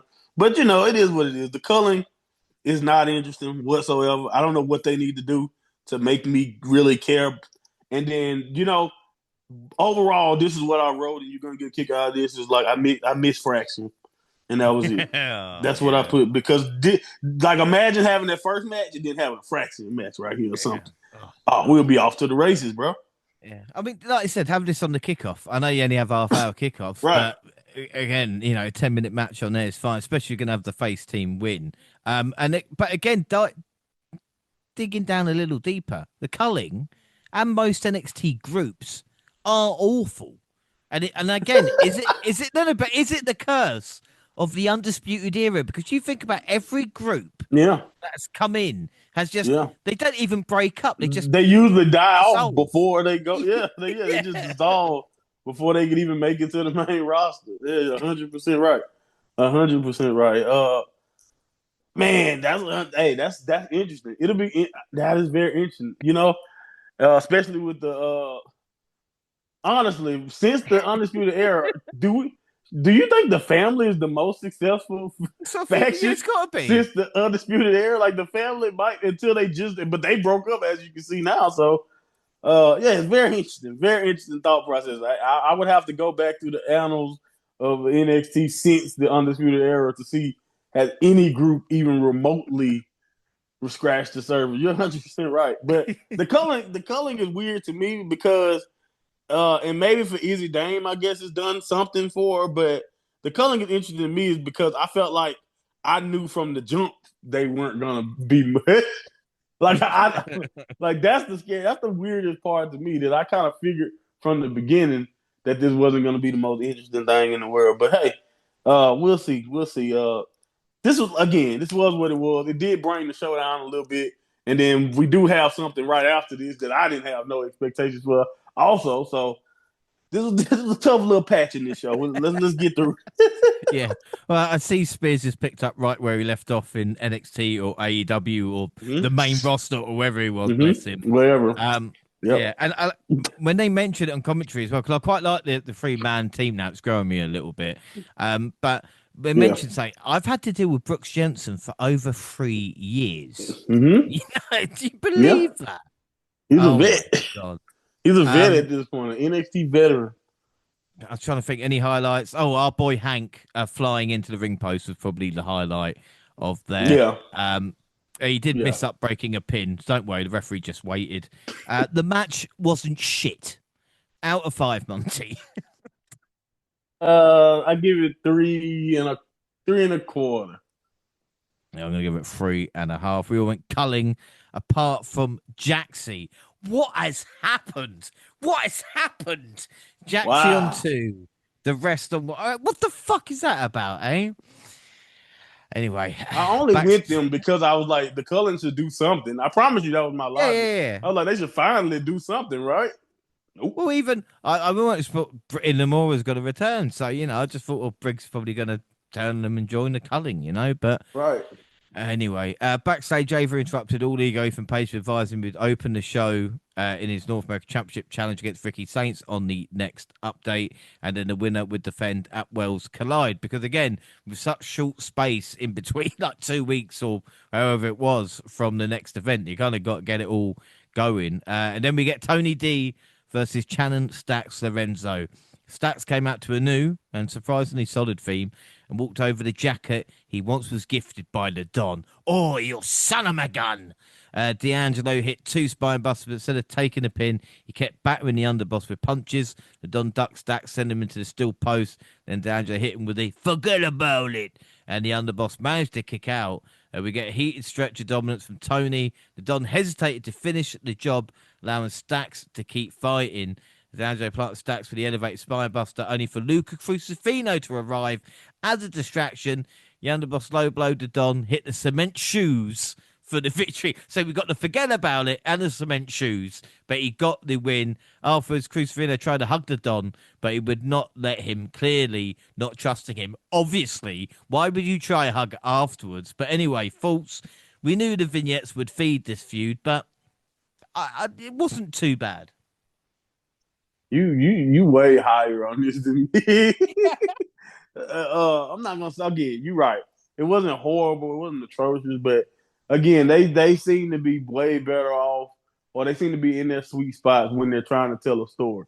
And the best moments of this match is definitely the storytelling that they're trying to get into. The problem, in my opinion, and we've talked about this to no end when it comes to the family. But the problem, in my opinion, showed in this match was that the problem is once you give them 15 plus minutes, can they do anything to keep you interested that long in between? Because that's what I'm saying. Like the best parts are the storytelling bit, but you have to wrestle in between the storytelling bits. No, you And the don't. problem, No, okay, oh, so you're not. Okay, my fault. I'm sorry. Maybe I'm watching the wrong thing. You're 100% right. Maybe you don't have to wrestle, but that's what they seem to believe. But in my opinion, that is the problem. When you give them this much time, you're expected to keep everyone's attention, not just in those storytelling moments or when a Luca shows up and all that type of stuff. So, for me, the only memorable stuff being the interfering and being a lot of the storytelling and nothing really of the match. Like you recounted the name of the finisher. That was interesting and funny. But do you even remember or care about the quality of the finisher? Like, was it any moves in this match that just got you going? I can't no. remember one. So exactly. So to me, it was very tough to keep my attention for the entire 15 minutes. Although I do commend them for at least telling a story. They got that part down, but it's kind of like the opposite of what I was saying about early Kalani and Saul Ruka. It's like, all right, you're doing great wrestling, but where's the story? Or where can you give me some type of storytelling also? Well, this one is nothing but storytelling, and you give me 15 minutes of it with the most with like below average to average wrestling. I'm cool on that. You know what I'm saying? So yeah, is it horrible? Is it the worst thing I've ever seen? Of course not.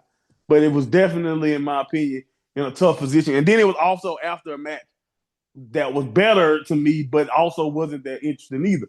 So it's really tough, in my opinion, for me to give Yeah. you that many props. If I don't think you're as good as the match before, that wasn't even that interesting either. So yeah, and you took longer. So yeah, man, I don't know. Maybe they gave him too much time.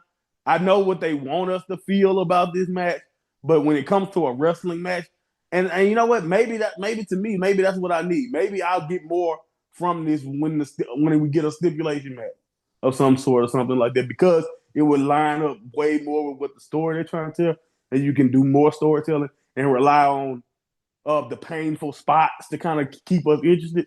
But just pure wrestling, I don't necessarily need to see them pure wrestling one on one anymore, because we already kind of know what to expect with just some solid to not the most interesting wrestling. Imagine watching NXT for the first time and this, you see a soul match and then you got these two fucking matches right afterwards. You're not going to be happy, are you? You're not going to stick around. Right. But So confused.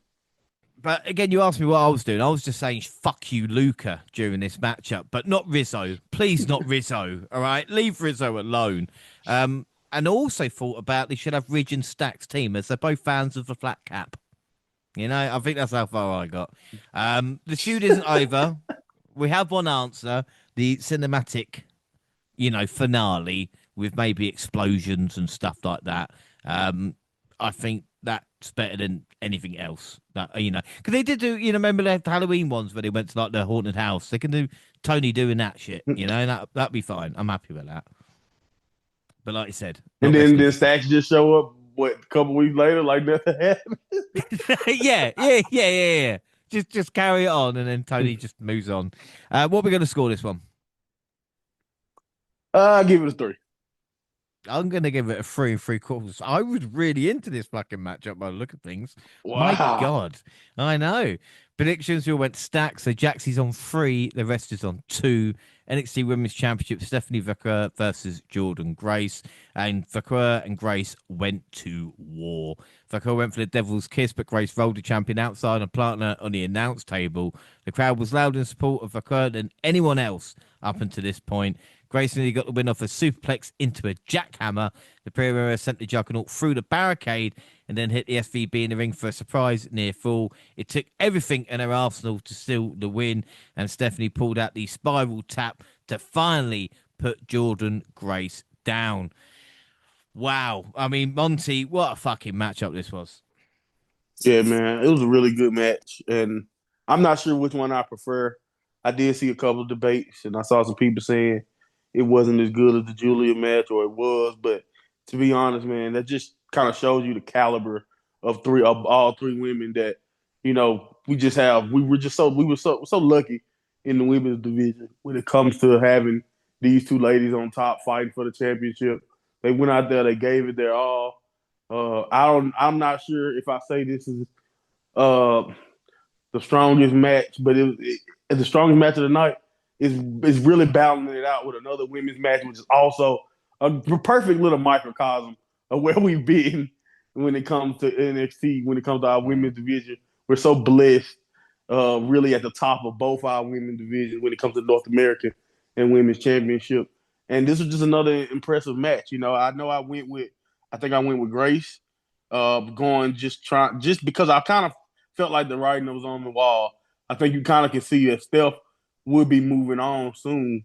So to me, I thought this was the time, pass it to Jordan and we can move on to the next era, especially with seeming Julia being called up too already, Roxanne. So it just like felt like Stephanie would probably be Yeah. gone soon. And, spoiler alert, she will be, but this wasn't the time. You know what I mean? It wasn't the time here. I didn't mind. It's one of the situations where it's like I want a different outcome, but when you watch the match and you see how we got there, it's just like, wow, what a match. You just more focus on how great the match was instead of that I was wrong per se. But Mm. yeah, man, this was right up there, man. I don't really know. I think I'm rated maybe a little higher than the Kalani match. So maybe like 4.5 overall. But this was just like you said, they went out there and they went for it. They really impressed, in my opinion. And honestly, like you mentioned, I don't think Stephanie can get more over when it comes to just in general. Like the way that she gets a reaction and is leaking to them is already happening on the main roster. But the way her NXT run is just kind of how shot out of a cannon she is and how great of a champion she is. But like you mentioned, James, with Julia, it hasn't been that long. And for her to blaze this type of path and have one of the strongest runs when it comes to match quality and when it comes to fan engagement, it is insane to think about how big of a star La Premier can be for WWE sooner than later. Like ways so like by next year she could be um, next to Rhea Ripley when it comes to popularity. That's where it feels like the trajectory she's on. And I think WWE are clever as well because even I think I've seen some Stephanie horns. You know what I mean? And even that is like that's a fucking Right. great idea. That's so But like smart. she has that legendary NXT feel, but like you said, she has even more than that. She has this aura about her at the moment where you do need to kind of, again, I know it's like, oh, you have to play with the cat, but she's as hot now. Make the most of it. Do you know what I mean? Because again, at True. some point it might fade, but it's quite funny though. We talk about, I think we talked about the last update with Jordan Grace. Hasn't really beaten anybody apart from maybe Roxanne Perez in NXT, and of course we know what's And then with gonna Julia. happen if yeah exactly so Judy as well, sorry, but do you know what I mean? Again, that just seemed like it was there for a short space of time.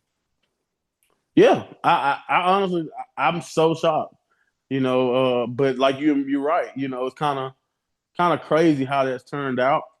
I maybe it's because they didn't realize until it kind of kicked off just how big of a star Stephanie seemed like she's on the track to become. But then you also have the involvement of like you have a Julia there, you have a Roxanne still being in the picture and also working on the main roster. So it's one of those weird things, and I really do wonder because she lost this match because that was my thought. Was I'm like they pass it toward Jordan takes it, and then we can move on, and we can have her lead the charge to whatever era is next. But that's not what happened. So it's very interesting where Jordan Grace is after a big loss like this, like you mentioned, James, because for somebody who's a juggernaut, somebody I kind of thought would come into NXT and dominate. It's kind of funny, like we mentioned with Zari. Like we said, Zari will come in and dominate. Neither has really dominated, even though we know with Jordan Grace, we know who she is and how she is a prominent figure in this women's division. So it'll be interesting to see, what journey we kind of get taken on by Jordan Grace, and is it just going to be one of those things where they're going to make her earn that women's title and are we going to enjoy the chase, or is it like, or does she have different trajectories in mind? Hell, I've also heard rumors that she might be getting called up sooner than later, which is weird to me because I feel like she got so much else, so much stuff, so much other stuff that she can do. But I also get it because I'm not one of the people who don't think she can handle the main roster or think she's ready. So it's really interesting, man. It's really interesting where we are with Jordan Grace. And I don't know. I'm really, really, we really got to keep an eye on where we think on that situation because it seems like we'll see. She could be by the next update. She can already be on the main roster, or chasing a championship in the NXT. So it's very interesting to see what's next for Jordan Grace. But this was an excellent match, though. Yeah, without doubt. And again, I wouldn't be surprised if Jordan Grace like is Becky Lynch's henchwoman or something like that. Do you know what I mean? That's what Yeah, she yeah, maybe the could do. muscle. Yeah, But it's interesting to think Grace and Hendry on the same card as both of the faces of TNA for the last couple of years as well. And of right. course, let's not forget Jordan Grace has got heat with Booker now for stopping the knees. But I really enjoyed this. For me, I'm going to give it a I'm going to give it a 5 out of 5. Fuck it. There we go. That's what I put there. I'm not going to lie. Predictions, we all went to Stephanie, apart from Monty. So Jaxie is on 4. Me and Gina on 3. Monty's on 2. Ah, can we just enjoy that for a second here? I know I'm not winning, but at least I'm not losing. Um, Backstage, Vaquero was arguing with Tormenta and Dallas, I suppose. Jace Jane attacked their Premier forcing officials to break up the brawl. So these were the women from Triple A, I think. Yes, yes, I am right about that. Setting up, obviously, Worlds Collide. Ricky Saints got an in-ring interview with Sarah Schreiber, who promised to beat Paige on Tuesday and stand as an ambassador for NXT at Worlds Collide. All Ego tried to sneak attack Saints, but he sent them outside the ring and dived on him and security. Do they know it's a PLE? Like to have this segment here is like, do you know it's PLE? And do you know Starks has only had one match at a PLE as well? So again, I just don't understand why they just didn't kind of put him on. Yeah, it's very interesting. It's very interesting. Like I said, I don't know if he, was working through an injury or something at this point or not. But like you mentioned, for him to not be on the card or to have to be kind of placed in this segment to get on the card, very very interesting booking decision on why we had to put. Because really, when you think about, since it is the first match on the next NXT, it's just like, you mean tell me we couldn't replace that tag match with this? Oh no, we needed a Cullen. Right, so up next, the NXT Championship match: Obafemi versus Miles Bourne, and Dempsey glared at Bourne, and when he put out his fist for a fist bump during his entrances, he must be looking at Finn Balor. And while Bourne was supposed to be the underdog babyface in this match, the crowd was behind Oba from the start. I mean, come on, it's Oba fucking Femi, you know. He dominated Miles early in the match, but the Bourne managed to stay strong and found technical openings to wear down the NXT champion. The ruler was never outmatched, but Bourne kept him on his toes. After the challenger kicked out the first fall from Grace, Oba hit 2 more to seal the win. And again, it's like the Hulk. Do you know what I mean? It's like, this move doesn't work. I'll hit you with it 3 more fucking times. Right. Oba gave a nod of approval to Bourne before he headed to the back. Again, I thought this was good business all round. Yeah, I think it was really good. I mean, it was another classic attempt at trying to, thwart what the monster that Obafemi is, and it's very interesting when you really think about it. Just how, I'm not saying you can insert almost anybody because Oba is so dominant and good, but his formula works so well that whether you knew whether you believed in Miles Bourne or whether you're not quite sure about him yet. I think you can look at this match, look at the effort that he put in, look at the story that they told, which is probably the most impressive thing to me about the match was I thought it was just a great underdog fighting from underneath, trying Mm-hmm. to overcome something, trying to conquer a conqueror basically, and just not necessarily David versus Goliath because they're both pretty big guys, but when you're going against Obafemi, man, you're dealing with something else. And I think that's kind of still the overarching story. But at the same time, you come away like, you know what? That Miles Bourne kid, he's tough. he fought as hard as he possibly could, and it just wasn't enough because Oba is too much. But I think at the end of the day, like you said, it was a good piece of business all around because while I still may not look at Miles Bourne as championship material today, 6 months down the Yeah. line, couple more great performances, who knows? You know what I'm saying? So I think that's the type of stuff you plant the seeds in people's head because you watched him fight so hard and how much work Oba actually had to put in to finally put him down. So, he gained a lot, right, from this match. And I think that's kind of cool. Like you mentioned, Oba Femi is not the most experienced guy himself, but to already be at the stage where as a champion, you're building up contenders. Like I just think his progression is insane when you really think about where we are with him already in his young career. Yeah, like I said, to be able to carry opponents now is just crazy. Miles didn't look out of place, as you mentioned as well. We got the RKO chance. He really should be Orton's young boy as his first gimmick on the main roster, A But hundred percent. that's what it should be. But fair play to kick out the fall from Grace. So what are you going to give out of 5? I give it a 4. I thought it was like you said, it was really, really, really good storytelling. I thought the wrestling was solid. And again, I think going into the match, you just wanted Miles to come out of the match in better shape than he kind of left it without looking like he just didn't belong. And I think, like you mentioned, he definitely looked like he was ready for the moment. And I think Obafemi looked dominant as ever. So, like you said, both guys win. 4 stars for me. Good, like you said, good Yeah. piece of business.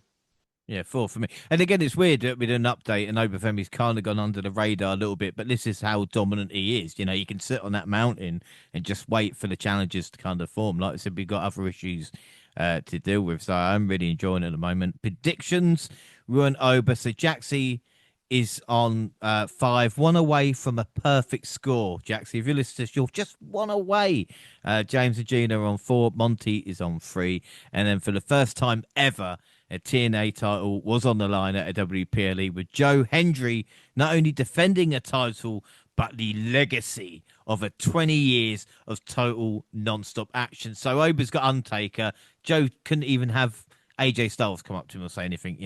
But don't worry, no pressure. You're against Trick Williams, and they showed the TNA president ringside. Nice hat. And the crowd was rocking for Hendry and chanting TNA to start. Trick hit Joe with a fall-away slam and went for the classic Hendry pose. He then caught the champion running for a bookend and a near fall. Booker T called out that he had been training Trick, followed by Trick hitting a spinneroonie. I fucking love it. Hendry then made him pay for it with a bookend. Hendry ducked an axe kick from from Trick, sorry, and hit the standing ovation. Trick got his foot on the bottom rope. Trick sent Hendry in an announce table with bookend, then hit a Trick knee in the ring, but the champion still kicked out. Trick Williams felt the match falling away from him. Joe Hendry kicked out the Trick shot, so he brought in the World Championship. The referee tried to take it out quickly. Trick planted Hendry on the championship, following an eye rake, followed by a Trick shot, and your new TNA World Heavyweight Champion is Trick Williams. Monty, what are your thoughts on this? Man, it was insane. I was pleasantly surprised and just shocked, but happy. Very happy for Trick because I've been asking the questions post challenging for the NXT Championship and that run that we talked about with him on top and how kind of that felt lackluster towards the end. Well, basically the whole way he fought. He don't even get me started on that, but yeah. So we talked about that, and I asked the question: What's next for Trick? What's next for Trick? Main roster? Like what's next for Trick? And for them to kind of throw this type of I'm not gonna say a monkey wrench, but it was definitely a swerve from my point of view.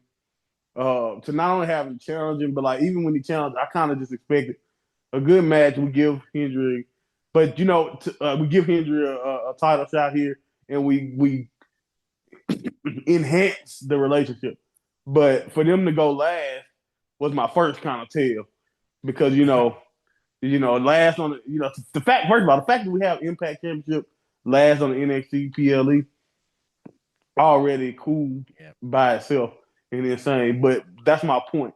We have that, and you know, I just didn't see it. Like historically, I remember when I wanted them to pull the trigger on with the Jordan Grace situation, and I was just like, well, it just seemed like this. They just won't ever do that. They won't ever champ. They won't ever have a championship trade hands in NXT from Impact, and for us to have the championship of Impact change hands to an NXT talent, and then it beat Trick Williams with all the messy to talk, and just how again how over Hendry was. I was genuinely shocked that this is what they decided to do. Even with him standing tall going into the show, I still was like, nah, I don't know. I just can't. I don't see it. WWE don't usually do it. But again, it was really we got history here. Trick Williams has made history, and going forward, I know a lot of people love to throw him in Melo's shadow. But this is one thing he can say he's done that Melo has never done. So again, I don't know, man. I was just pleasantly surprised and like so excited. The match itself, again, I thought had a lot of good moments. It was very memorable. Had a lot of spots in it that was, in my opinion, that kind of you could tell how the crowd was invested and all of that. Even though I'm not gonna act like it was like the greatest wrestled match. I thought for both of their styles and what we know from them, they wrestled a really good contest, told a good story. But Trick winning, I don't know, man. You may look at this completely different. But for me, seeing Trick Williams as TNA champion, I'm very happy because I'm a Trick Williams fan. But other than that, I couldn't really believe it. I thought it was very damn cool though, but I just still couldn't really believe it. I couldn't wrap my head around it. Well, the biggest marks for WWE aren't WWE fan; it is TNA management. They just love anything WWE, and you knew from the start. Well, I personally knew, especially with Trick, that I thought this is the direction they're going to go. There's a few things obviously I want to add. Something you said as well, and I think it's an excellent point with Trick Williams now stepping out of Melo's shadow, because you could argue, oh, well, the NXT title run was thanks to kind of involvement with Melo and Ilya Dragunov, and Trick has done this on his own now as well. And I think, and we've mentioned it in past updates, that he's finally learn in ring, as you can see, how to kind of work the match now. Right, Do you know what I mean? Like right, he's a right. lot more confident, as you can tell. I love Joe Hendry, but I don't think he's won a WPLE, because I know he lost to Ethan Page. He lost at Rumble, lost at WrestleMania, lost now. Maybe it's the Redemption Arc, but like you said, they had the crowd in the palm of the hands, and for Joe Hendry to get cheered more than Trick, I thought was fucking brilliant. Let's not forget there was an outsider win the TNA title. That was Kenny Omega. And then we had the Christian shenanigans with Christian beating Kenny and then dropping it to Josh Alexander. So all I will say is Trick must drop it to a TNA talent. I Right. don't care who it is, but that has to be. You have to put a TNA talent. I thought it might say like Mike Santana. Do you know what I Mm-hmm. mean? And it still might be. But again, it just seems to me, unless it's this redemption of Joe kind of finding a different side, which I would love even more. Yeah. I think Joe's Uh, biggest problem now is like Go he has ahead. to show how to make people work. Yeah, or how Yes. he can work. There was a moment when he Mm-hmm. had to catch his breath, and he back at one point in the matchup, but the crowd Mm-hmm. was so invested, it didn't really matter. Right. And again, I think people are so invested in him that, like you said, some of those weak spots, or some people are always on Hendry about, whether or not how good of a wrestler he is and all of that. But like you mentioned, that connection with the crowd is just something about it. And but you're right. Over a 15 minute, 10+ minute match, you started to see some of those weak spots, and I think that's probably where he needs to improve the most if he wants to continue to be that top guy in Impact. But you mentioned, James, like you said, it has been outsider, so that's why I wasn't really shocked that Impact did it. It's WWE who, you know what I mean? That's Yeah. the shocked part kind of for me. But I don't mind it because again, it's history. It's something that at the end of the day that Trick Williams can always say he did, always have over, other talent or whatever. And I'm with you. I do think it's going to. Hopefully it's at one of the Impact pay-per-views or something too, and we do get a good payoff with some Impact talent. ending up on top, ending up as champion.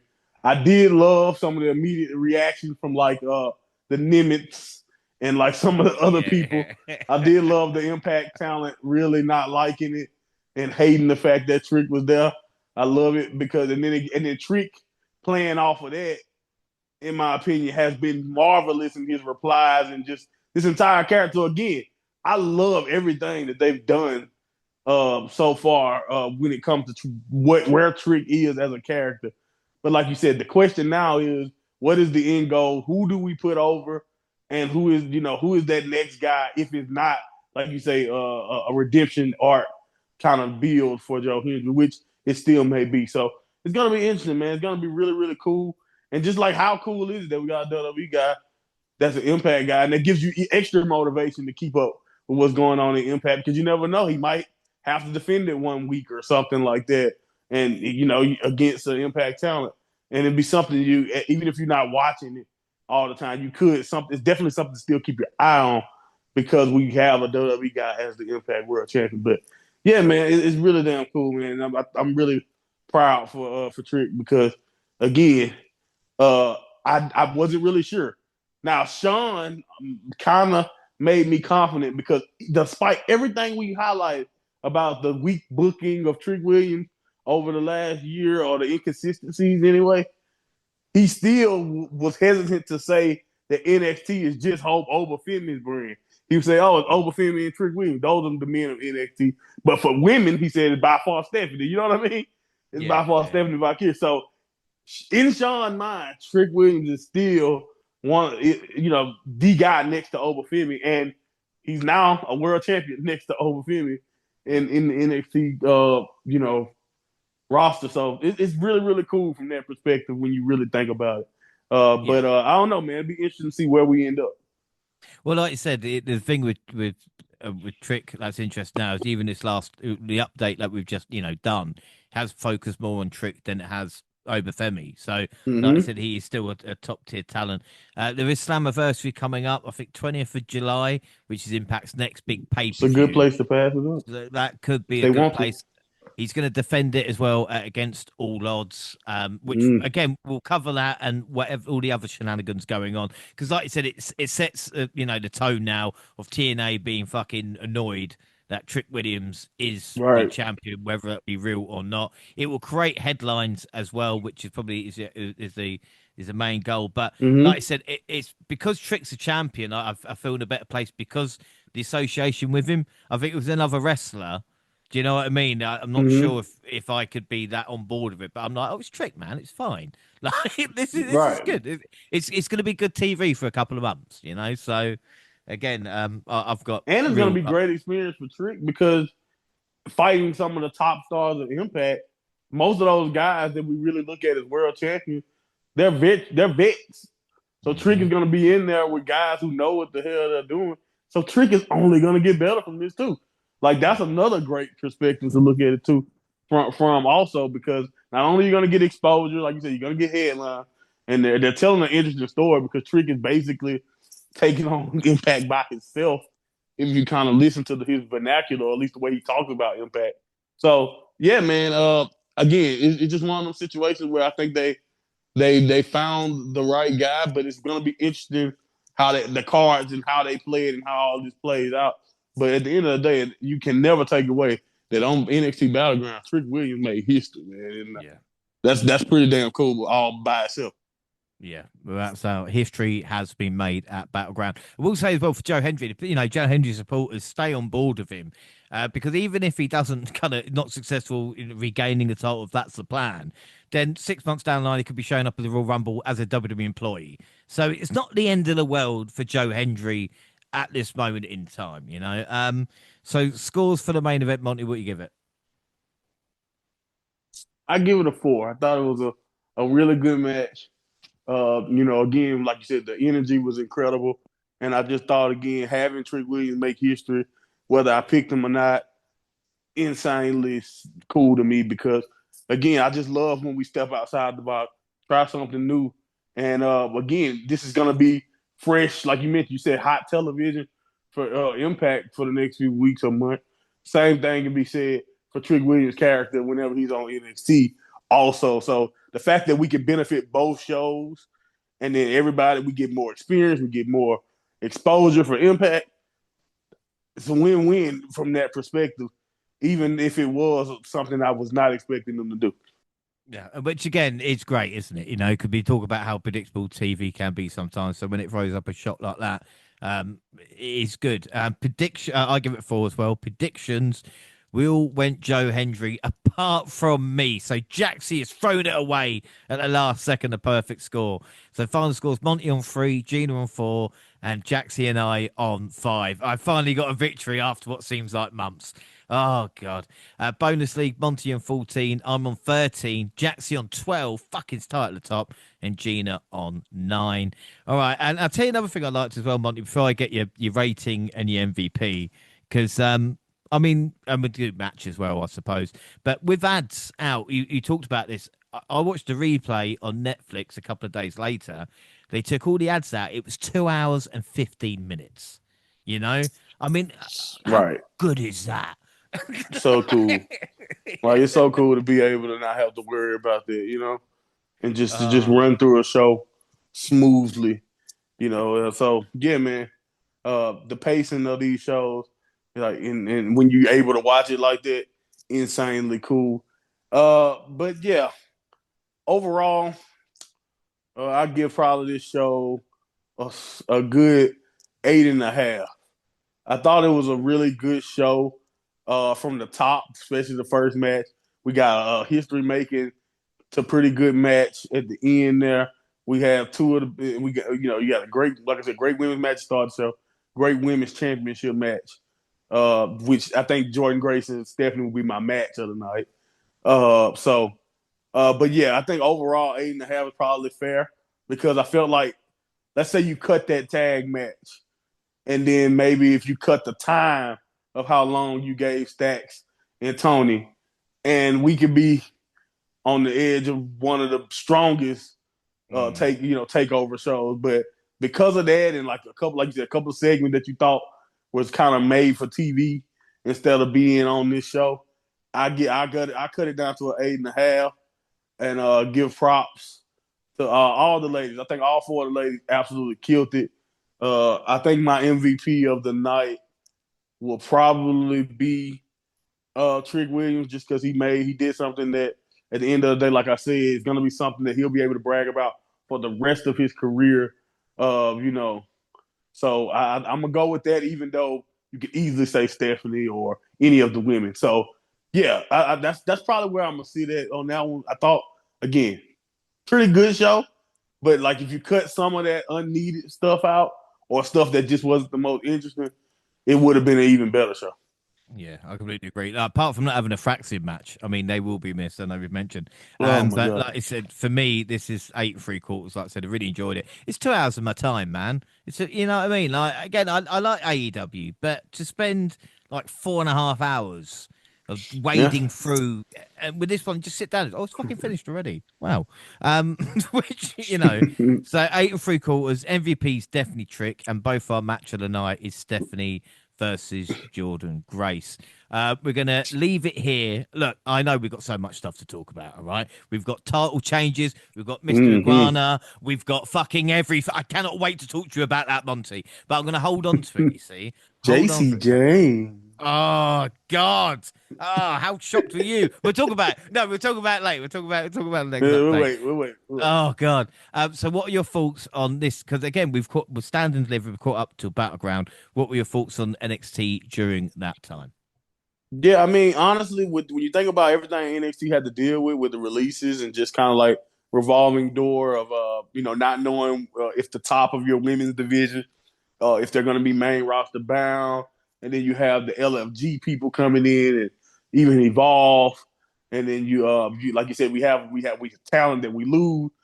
I really uh got to give them props for at least keeping most of the stories coherent and keeping things. I think like you said, maybe that's why they focus so much on an established star. You lean on a Trick Williams, you lean on a Stephanie, and all that in these uncertain times of NXT until you get your roster together and until you can kind of decide on where you want to go next. We talked about it. I love Hank and Tank winning the belts because they really gave us a great performance. But are they ready to lead a tag division? That's going to be one of those interesting things going forward. And if not, even if they are they ready to lead one? Do we care enough, or is there anybody else we invested in enough in the tag division next to them to kind of help out too? Because Hank and Tank may be impressive, but you're gonna have to be able to not only you're gonna have to be able to carry your end of the bargain, but also see because how do we know if they can make new stars or not? If they're you know what I mean. If they're not in the situation, so the tag division we've been mentioning it without Fraction, we're gonna have to see where are we going in the post Fraction era in the tag division. The North American title is in the middle of a feud at this point. Interesting stuff when it comes to we got two vets in that situation going on. So I don't mind that as much. But like we have so much more to gain. What's next for Obafemi after this? It's a lot of the questions that you end up asking. But overall, I would say when you consider everything they had to deal with, focusing on Trick Williams, making history and doing that type of stuff, I thought ended up being a kind of smart play while they figure out who's gonna be the main fixtures of our women's division and men's division going forward. Because, like you mentioned, James, it feels like we're on the precipice of another new era in NXT. Whether Obafemi, even if Obafemi is still on top of that era, it feels like overall with the roster changes and stuff like that, that we're gonna be seeing a lot of different stuff going forward in NXT. So but like I said, considering everything they kind of dealt with post WrestleMania, I thought they did a decent job of keeping the ship together. Right there. And like you said, not to big up too much, but the next update, the landscape of NXT changes forever. And that's not like a Triple H thing or whatever. That it's actually true. But that is it for today. So don't forget, across all social media, X at the WNR Podcast. I'm at the WNR Pod James. You can find the entire WNR team on the banner. Also now on Blue Sky, WNR Podcast, and Reddit. Monty, where can people find and follow you? At by Monty Pod on Twitter. That's where I'm at. Dublin also on Facebook and Instagram. Send us an email at dublinpodcast@gmail.com. And YouTube, just like to thank everybody at YouTube for watching, subscribing, and liking, and everything else. We're hitting records, it seems, every single day. The Dublin Podcast got on YouTube, same time as you do SoundCloud on your phone, also Spotify and iTunes, but you can download, subscribe, rate, and review there. So that is it. Our next episode will be Money in the Bank. And then, of course, we'll be back in 2 weeks' time for the Worlds Collide and our next NXT update. But till then, I've been James Rowlands and I was joined by the mind of Monty. Thank you for joining me, Monty, yet again. We're nearly there. We'll be there soon. Yep, we're almost at the end of the road, sir. But it's a never ending game because once you catch up, you're immediately behind. So we always one step behind our child here, but it was good to check up on him again. Well, thank you and thanks for listening, everybody, and bye.